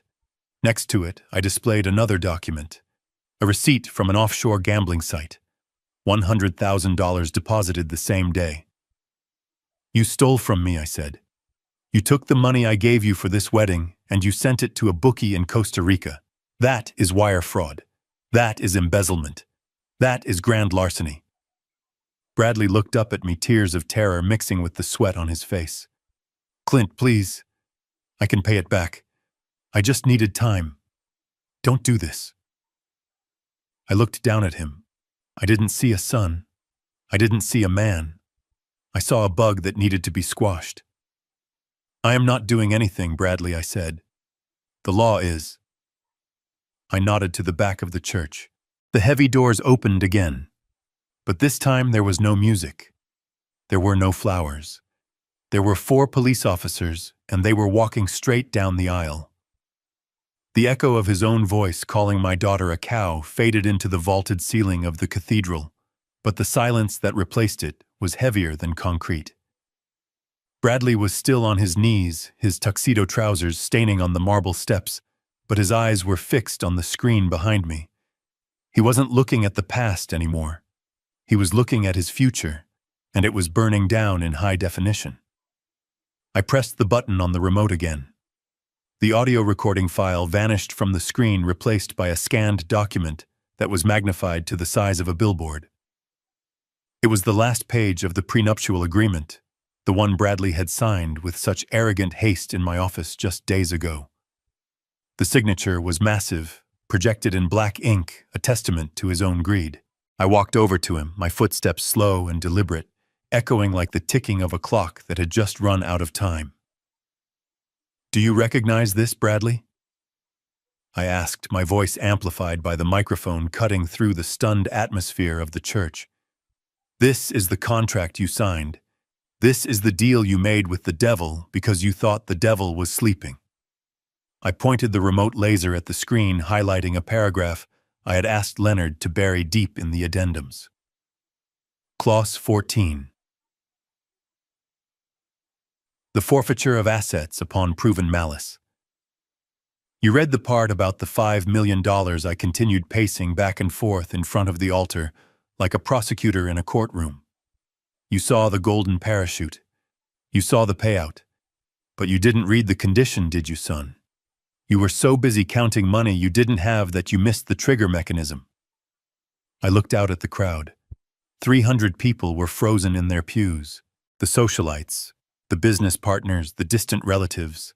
They were all leaning forward, hungry for the carnage. This was better than any wedding reception. This was a public execution.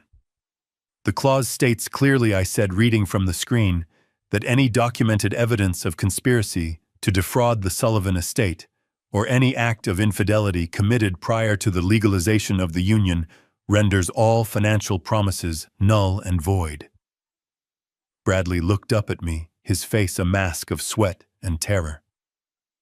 "It was just talk, Clint," he rasped, his voice cracking. "It was just locker room talk. I didn't mean it. You can't hold me to that." just talk, I repeated. I clicked the remote. The screen flickered. The legal document disappeared. In its place, the grainy black and white footage from the Mercedes interior camera appeared. The timestamp was from the previous night. The audio hissed for a second, before Bradley's voice filled the church again, clear and undeniable. We strip the assets. We sell the trucks. We sell the warehouses. The real estate alone is worth $50 million. I will break her down until she is begging for a divorce. A gasp rippled through the congregation. It wasn't just a gasp of shock, it was a gasp of revulsion. They were watching a man calmly plot the psychological and financial destruction of the woman standing 10 feet away from him in a wedding dress. I didn't turn off the video. I let it play. I let them see the way he touched his mistress. I let them hear the laughter as he described how he would kick Sarah out of her own home. I let the image sear into the retinas of every person in that room. Sarah made a sound that I will never forget. It wasn't a sob. It was a sharp intake of breath that sounded like a physical blow. She covered her mouth with both hands, her eyes wide, staring at the screen, staring at the man she had starved herself for. The illusion didn't just break, it shattered into dust. I stopped the video right at the moment. Bradley laughed about redecorating my house. That is not locker room talk, Bradley, I said, my voice dropping to a growl. That is a confession. That is conspiracy. And that is the sound of $5 million evaporating. I gestured to the side door of the cathedral. It opened and Leonard walked in. He wasn't wearing a tuxedo. He was wearing his charcoal litigation suit, carrying a leather briefcase that looked like it contained nuclear codes. He walked down the aisle with the precision of a heat-seeking missile, his heels clicking on the stone floor. He didn't look at the crowd. He didn't look at Sarah. He looked only at Bradley. Leonard stepped up to the altar and placed the briefcase on the communion table. He opened it and pulled out a stack of documents stapled and flagged with red tags. Mr. Pierce, Leonard said, his voice projecting without a microphone, dry and clinical. Per the instructions of my client, Mr. Clint Sullivan, and in accordance with the binding contract you signed 72 hours ago, I am hereby serving you with a notice of breach and immediate forfeiture. Leonard handed the papers to Bradley, who took them with trembling hands, like a man accepting his own death certificate. The $5 million separation payment is rescinded. Leonard continued ticking off the items on his fingers. The offer of executive employment within Sullivan Logistics is rescinded. The transfer of the property at 1400 Highland Drive is revoked immediately, as the deed was held in a charitable trust contingent on your moral standing, which you have demonstrably violated. I heard a scream from the front row. It was Karen Pierce. She had stood up, clutching her pearls, her face a rictus of horror. Not the house, she shrieked. You gave us the keys. It was never your house, Karen, I said, cutting her off. It was a test, and you failed. You measured the drapes before you checked the foundation. Leonard wasn't finished. He pulled another document from the stack. Furthermore, he stated, his eyes boring into Bradley. He was still kneeling on the ground. You are liable for the costs incurred by the Sullivan family under the pretense of this fraudulent union. We are filing a civil suit for the recovery of $150,000 in wedding expenses, including the venue, the catering, and the floral arrangements which you insisted upon. Bradley shook his head, tears streaming down his face.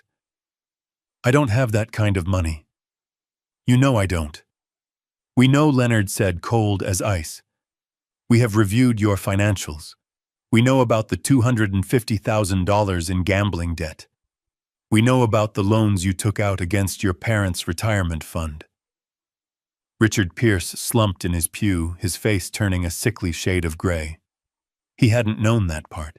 He looked at his son, not with love, but with the realization that his own retirement was gone, burned at a poker table by the boy he had spoiled. Leonard took a step closer to Bradley, looming over him. And finally, there is the matter of the $100,000 deposit Mr. Sullivan gave you for the house. The money you wired to an offshore account in Costa Rica yesterday afternoon. Bradley looked up, his eyes wild. I can fix it. I can win it back. I just need time. You are out of time, Leonard said, closing the briefcase with a snap that sounded like a gunshot. That is embezzlement, Bradley. That is wire fraud. And since the money crossed international lines, it is a federal offense. I stepped forward, taking the microphone one last time. I looked at the man who had called my daughter a cow. He was a puddle on the floor, a weeping, broken thing. He had wanted to strip my company for parts. He had wanted to sell off my trucks and put me in a home. He had wanted to break my daughter's spirit. Now he was the one who was broken. I looked at Sarah. She had lowered her hands. She wasn't crying anymore. She was looking at Bradley with a cold, detached curiosity, like she was looking at roadkill on the side of the highway. She was seeing him for the first time. The spell was broken. The gaslighting had been burned away by the harsh light of the truth. You wanted to marry a Sullivan, I said to Bradley. You wanted the name. You wanted the money. Well, you got the full experience, son. You got the justice that comes with the name. I looked at his parents, Richard and Karen, who were huddled together in their pew, looking like refugees in designer clothes. And you two, I said, pointing a finger at them. You enabled him. You taught him that he was better than everyone else. You looked down on me because I worked with my hands. You thought you were marrying into a bank account. I reached into my pocket and pulled out a $1 bill. I crumpled it up and threw it at them. It landed on Karen's lap. Here, I said. Buy yourself a clue. Because that is the only inheritance you are getting from me. The crowd was silent, terrified, and mesmerized. They had come for a wedding, and they had witnessed an autopsy. I had dissected the Pierce family in front of God and everyone they wanted to impress. I turned to Leonard. Give them the bill, Leo, I said. Leonard handed a final invoice to Richard Pierce. It was the bill for the dinner at Le Bernardin. You can pay that on your way out, Leonard said. I looked back at Bradley. Get up, I said. He didn't move. He couldn't move. I said, get up, I roared, my voice shaking the stained glass windows. He scrambled to his feet, swaying unsteadily. He looked at me, then at Sarah, then at the door. He was looking for an escape route, but there wasn't one, because the doors at the back of the church were opening again. And this time it wasn't the caterers, it wasn't the florist, it was the consequences. The heavy thud of police boots on the marble floor was the only sound in the cathedral. It was a rhythm I knew well from years of watching enforcement officers walk onto loading docks to shut down illegal operations. It was the sound of authority. It was the sound of the end.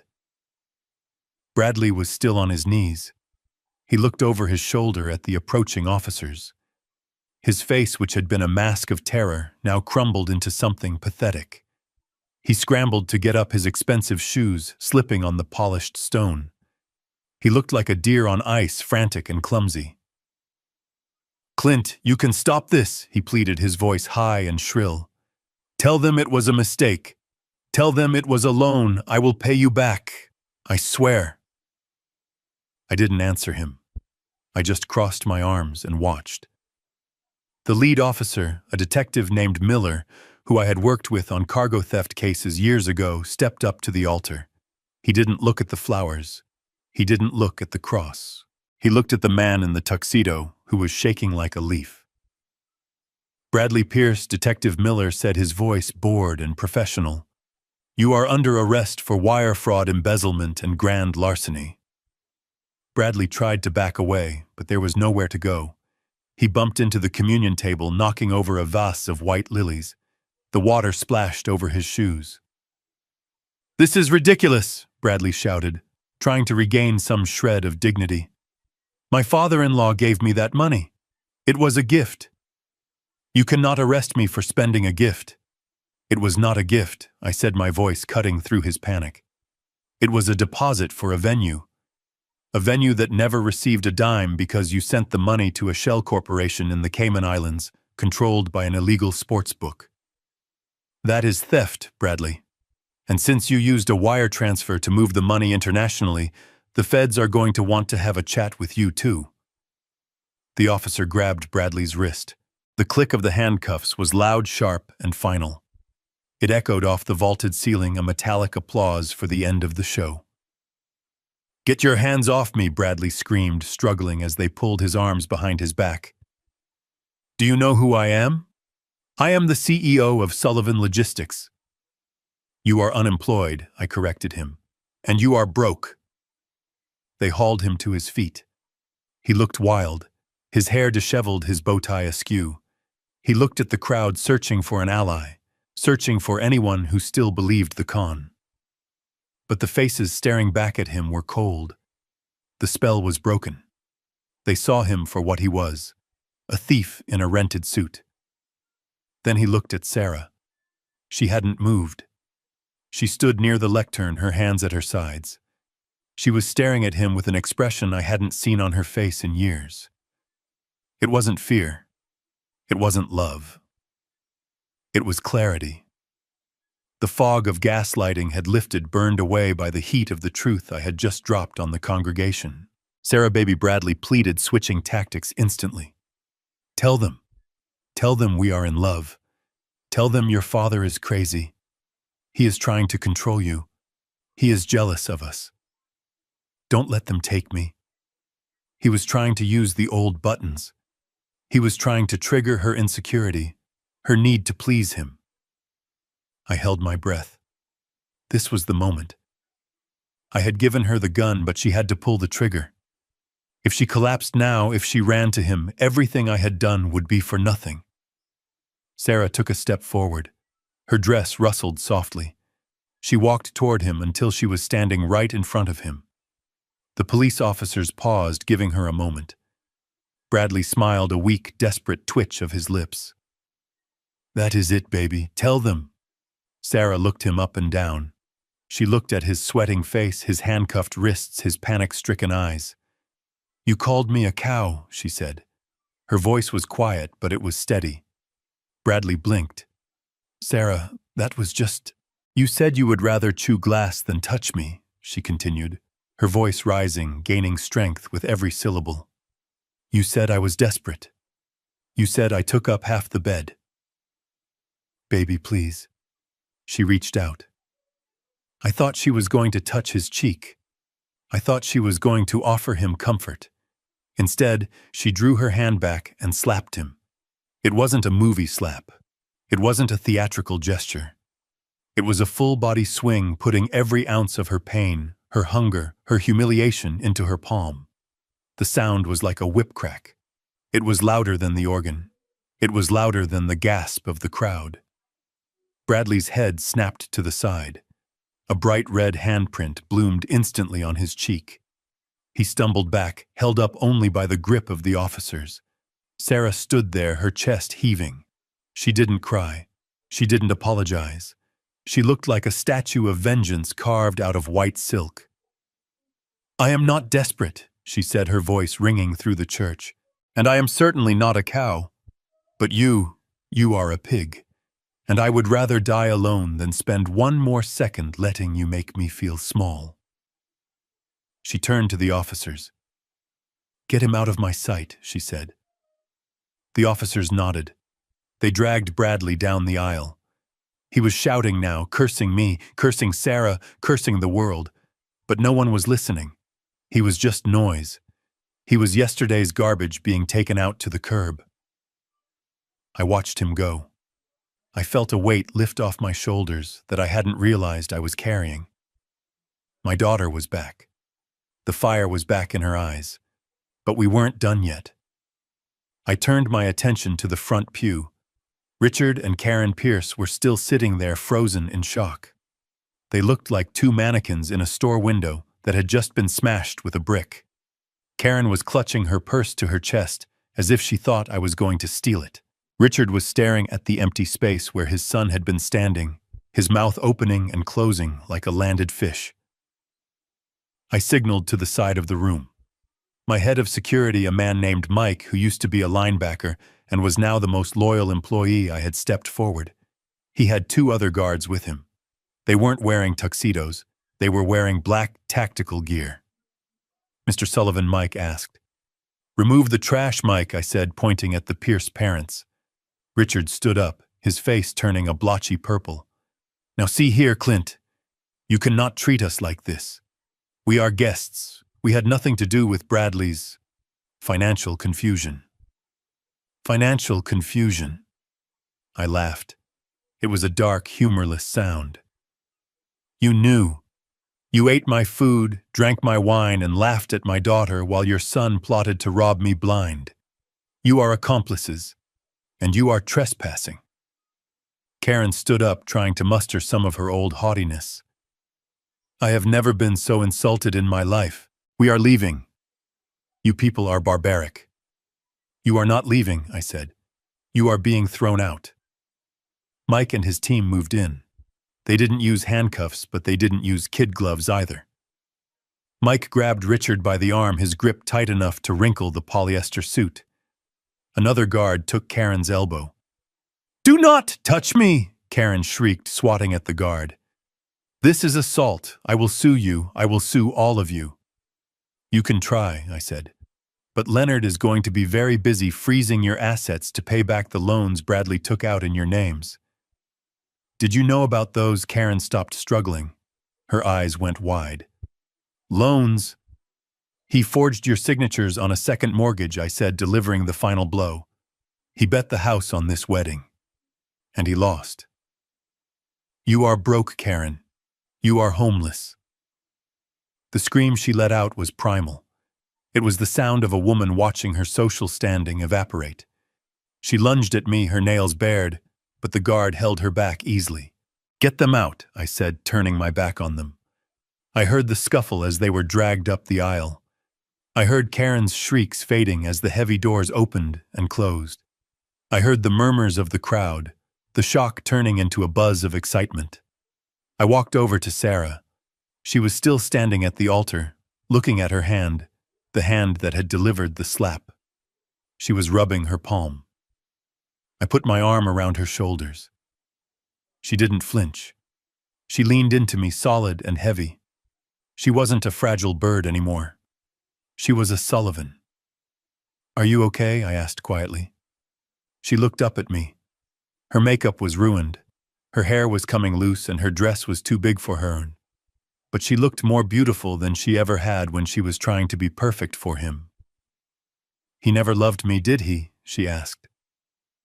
"No, sweetheart," I said honestly. "He didn't know how.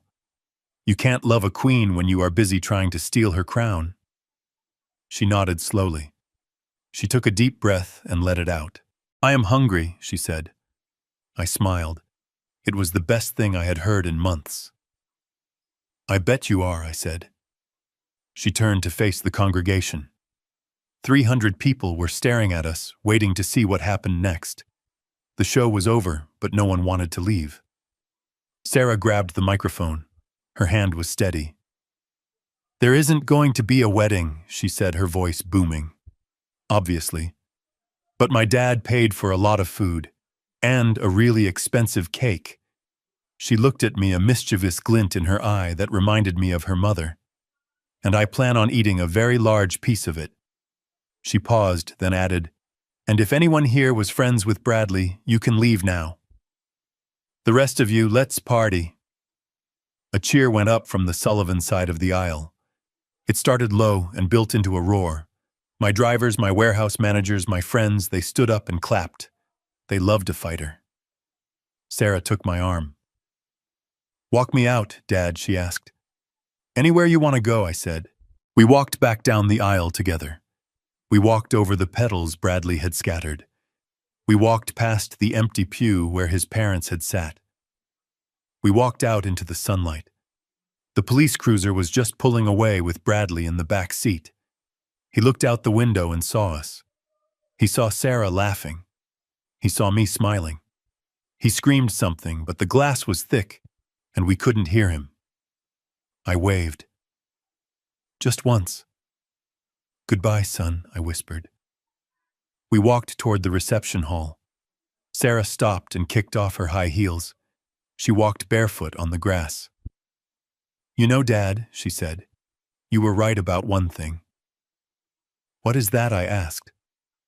I would rather be alone than be with someone who makes me feel lonely. I squeezed her shoulder. You are never alone, Sarah. You have me, and you have yourself, and that is a hell of a team. We went inside. We ate the cake. We drank the champagne. And for the first time in a long time, the Sullivan family was safe. The parasite was gone. The host had survived, and the predator who had posed as a senile old trucker was finally ready to rest, or at least ready for a slice of cake. The reception hall was a monument to Bradley's ego, a cavernous ballroom draped in silk and crystals that had cost more than my first fleet of trucks. But as we walked in, the atmosphere was different. The air wasn't stiff with pretension anymore. It was electric with the buzzing energy of a close call. The people who had come to network, the friends of Bradley, who were looking for a payout, had vanished like smoke in a strong wind. They had scurried away the moment the handcuffs clicked shut, terrified of being associated with a felon. What remained was the Sullivan crew. My warehouse managers, my dispatchers, the drivers who had been with me since the days of paper logs and payphones. These were people who knew the value of loyalty, and they weren't going anywhere. They had watched me take down a hijacker, and now they wanted to celebrate the recovery of the cargo. I walked to the center of the room where the band was awkwardly holding their instruments, unsure of what to play for a wedding without a groom. I waved at the band leader. Play something loud, I said. Play something with a beat. We are not mourning a marriage. We are celebrating a liberation. The band leader grinned and kicked off a classic rock anthem. The tension in the room snapped. Ties were loosened. Jackets were thrown over chairs. The open bar, which Bradley had restricted to top-shelf liquor for the VIPs, was suddenly open to everyone. I watched a forklift driver pour himself a glass of Dom Perignon and toast the empty space where the groom should have been. I found Sarah at the head table. She was sitting in the throne-like chair that was meant for the bride. She had kicked off her shoes and was curled up, her legs tucked under her expensive dress. In front of her was the wedding cake, a 6-tier monstrosity of vanilla and raspberry. She hadn't waited for a knife. She was eating a piece with a fork she had grabbed from a place setting, and she was eating it with a ferocity that made me smile. She wasn't dainty. She wasn't watching her figure. She was devouring her freedom one bite at a time. I sat down in the chair next to her, the one reserved for the groom. I picked up a fork and took a bite of the cake. It was sweet, rich, and absolutely delicious. Not bad for stolen money, I said. Sarah laughed. It was a wet, choked sound, but it was real. It tastes like calories, Dad. Thousands of wonderful, forbidden calories. We sat in silence for a moment, watching the party swirl around us. I looked at her profile. The hollows in her cheeks were still there, the physical evidence of Bradley's torture, but her eyes were clear. The fog was gone. I am sorry, Sarah, I said, my voice low so only she could hear. She stopped eating and looked at me. For what? For saving me, for letting it go that far, I said. I looked at my hands, the hands that had steered us through this storm. I could have stopped it sooner. I could have kicked him out the night he made that comment about the liposuction. I could have forbidden the surgery. I could have handed you a check and told you to leave him. But I didn't. I watched you starve. I watched you cry. I watched you shrink. I felt a lump form in my throat. It was the hardest thing I had ever had to do, Sarah. Watching you hurt was harder than burying your mother. But I knew that if I stepped in, if I played the controlling father, you would have run into his arms. He had his claws in you so deep. You had to see the blood to know you were cut. Sarah put down her fork. She reached out and took my hand. Her grip was strong. You were right, she said. If you had told me, I wouldn't have believed you. I would have thought you were just being the overprotective dad. I would have married him to prove you wrong." She looked out at the dance floor, where Leonard was currently trying to teach my head of HR how to salsa. "I needed to feel the cold," she whispered. "I needed to feel how cold he really was. When we were on the altar and you played that tape, it didn't feel like a surprise. It felt like confirmation. Like a voice in my head finally started screaming what I had been whispering to myself for months." She squeezed my hand. "You didn't break me, Dad. You broke the spell. You let me walk through the fire so I could burn off the weak parts." I looked at my daughter. She wasn't the girl I had raised. She was a woman who had survived a predator. She was tougher now. There was steel in her spine that hadn't been there before. Bradley had wanted a cow. He had wanted a victim. Instead, he had forged a warrior. "So what happens now?" she asked, looking around the lavish room. "We have a lot of leftover food and a house I do not want to live in." I leaned back in the chair, feeling the first true wave of relaxation hit me in months. "The house is already taken care of," I said. "The charitable trust will liquidate it and put the money into the driver pension fund. As for the food," I stood up and tapped my glass with a spoon. The music died down. The room turned to look at me. "Listen up, everyone," I shouted, my voice booming without the microphone. "We have enough food here to feed an army, and I know a lot of folks who are hungry. Mike, load up the vans. We are taking the rest of this to the homeless shelter downtown. But first," I raised my glass of champagne, "I want to propose a toast, not to a wedding, but to a dodged bullet." The room roared with laughter and cheers. Glasses were raised high. "To Sarah," I said, looking down at my daughter. "The toughest Sullivan of them all." Sarah stood up. She raised her fork with a piece of cake still on it. "To Chewing Glass," she said with a grin, and spitting it out. We drank. The champagne bubbled in my throat, effervescent and light. It was the taste of victory. It was the taste of a clean getaway. I sat back down next to my daughter. We watched our friends and employees pack up the lobster and the filet mignon. We watched the dismantling of the Pierce fantasy. "You know, Dad," Sarah said, leaning her head on my shoulder, "I think I am going to need a job on Monday, since my career as a trophy wife didn't work out." I wrapped my arm around her. "I think there is an opening in the executive wing," I said. "I am looking for someone to run the logistics division. Someone who knows how to spot a fake manifest. Someone who isn't afraid to get their hands dirty." She looked up at me, her eyes shining. "I think I know just the woman," she said. We sat there as the sun began to set outside, casting long shadows across the floor. The nightmare was over. The leech had been salted and burned. My daughter was safe. My company was safe. And as I took another bite of the $3,000 cake, I thought to myself that for a man who had spent his life on the road, this was the best destination I had ever reached.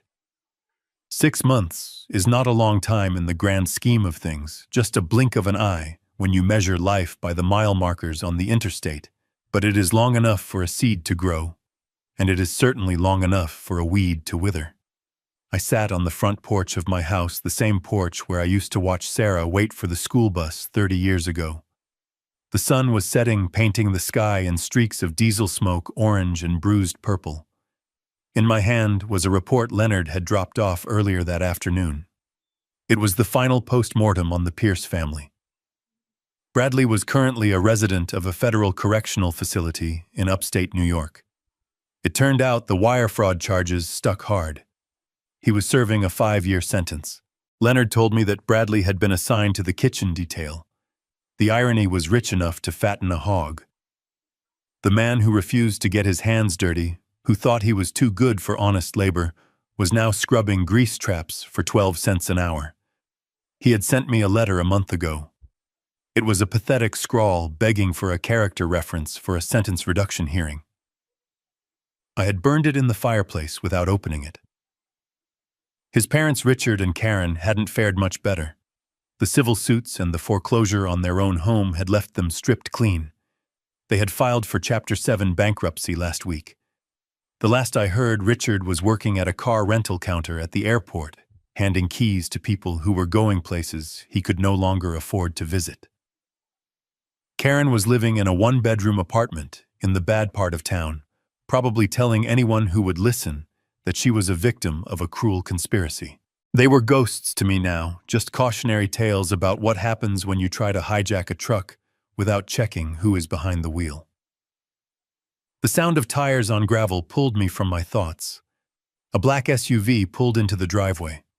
The door opened and Sarah stepped out. She didn't look like the ghost who had walked down the aisle 6 months ago. She looked like a force of nature. She was wearing a tailored pantsuit that screamed authority, and her hair was cut in a sharp, professional bob. She had gained back the weight Bradley had shamed her into losing, and she carried it with the grace of a woman who knows exactly who she is. She walked up the steps carrying a stack of files. She was the new vice president of operations for Sullivan Logistics, and she ran the floor with a terrifying efficiency that made the union reps sweat. "Hey, Dad," she said, dropping the files on the patio table. "I just got off the phone with the distributors in Chicago. They tried to hike the rates on the refrigerated units." I took a sip of my iced tea. "And what did you tell them?" She grinned, and it was a smile full of teeth. "I told them they could honor the contract, or I would have our fleet parked on their loading dock, blocking their shipments until Christmas." They folded in 5 minutes. I laughed, a deep belly sound that felt good in my chest. "That is my girl." She sat down next to me, stealing a sip of my tea. She looked tired, but it was the good kind of tired. The tired that comes from building something, not from being torn down. "Are you happy, Sarah?" I asked quietly. She looked out at the yard at the oak tree she used to climb. "I am busy," she said. "I am productive. And for the first time in my life, I am not waiting for someone else to tell me I am good enough. So yes, Dad, I think I am happy." She kissed me on the cheek, grabbed her files, and went inside to finish her work. I watched her go. She didn't need me to protect her anymore. She had armor of her own now. I reached into my shirt pocket and pulled out a small framed photograph. It was old, the edges worn from years of being carried in a wallet. It was a picture of Diana, my wife, taken the day we bought our first truck. She was laughing, her hair blowing in the wind, her hand resting on the hood of the cab. I looked at her face, illuminated by the dying light of the day. "We did good, Diana," I whispered to the photo. "It got a little messy there for a minute. The road got rough. We hit some black ice, but I kept it between the ditches." I imagined her voice the way she used to sound when I came home after a long haul, telling me to wash up for dinner. She would have been proud of Sarah today. She would have been proud of the slap in the church. I put the photo back in my pocket right over my heart. The house was quiet. The company was secure. The parasite had been removed, and the host had survived stronger than before. I finished my tea. The ice cubes clinked against the glass, a lonely but solid sound. I wasn't Clint the CEO or Clint the victim. I was just a man sitting on his porch watching the sun go down over a kingdom that was finally safe. I leaned back in the rocking chair and closed my eyes, listening to the distant hum of the highway miles away. The wheels were turning. The freight was moving. And for the first time in a long time, I could finally turn off the engine and rest. Ride over. Whatever you do, never mistake silence for weakness. I learned that real power isn't about shouting the loudest. It's about waiting for the right moment to speak the truth. My daughter learned that her value isn't determined by a man's approval or a dress size, but by her own character and strength. We cleared out the rot from our lives, and in doing so, we made room for something real. Family isn't just about blood. It's about loyalty, respect, and having each other's backs when the road gets rough. Sometimes you have to let the tower crumble so you can rebuild it on solid ground. If you enjoyed this story of justice served cold, please hit that like button and subscribe to the channel for more life stories. Have you ever had to save a loved one from a toxic relationship? Let me know your story in the comments below. Thanks for watching, and stay strong.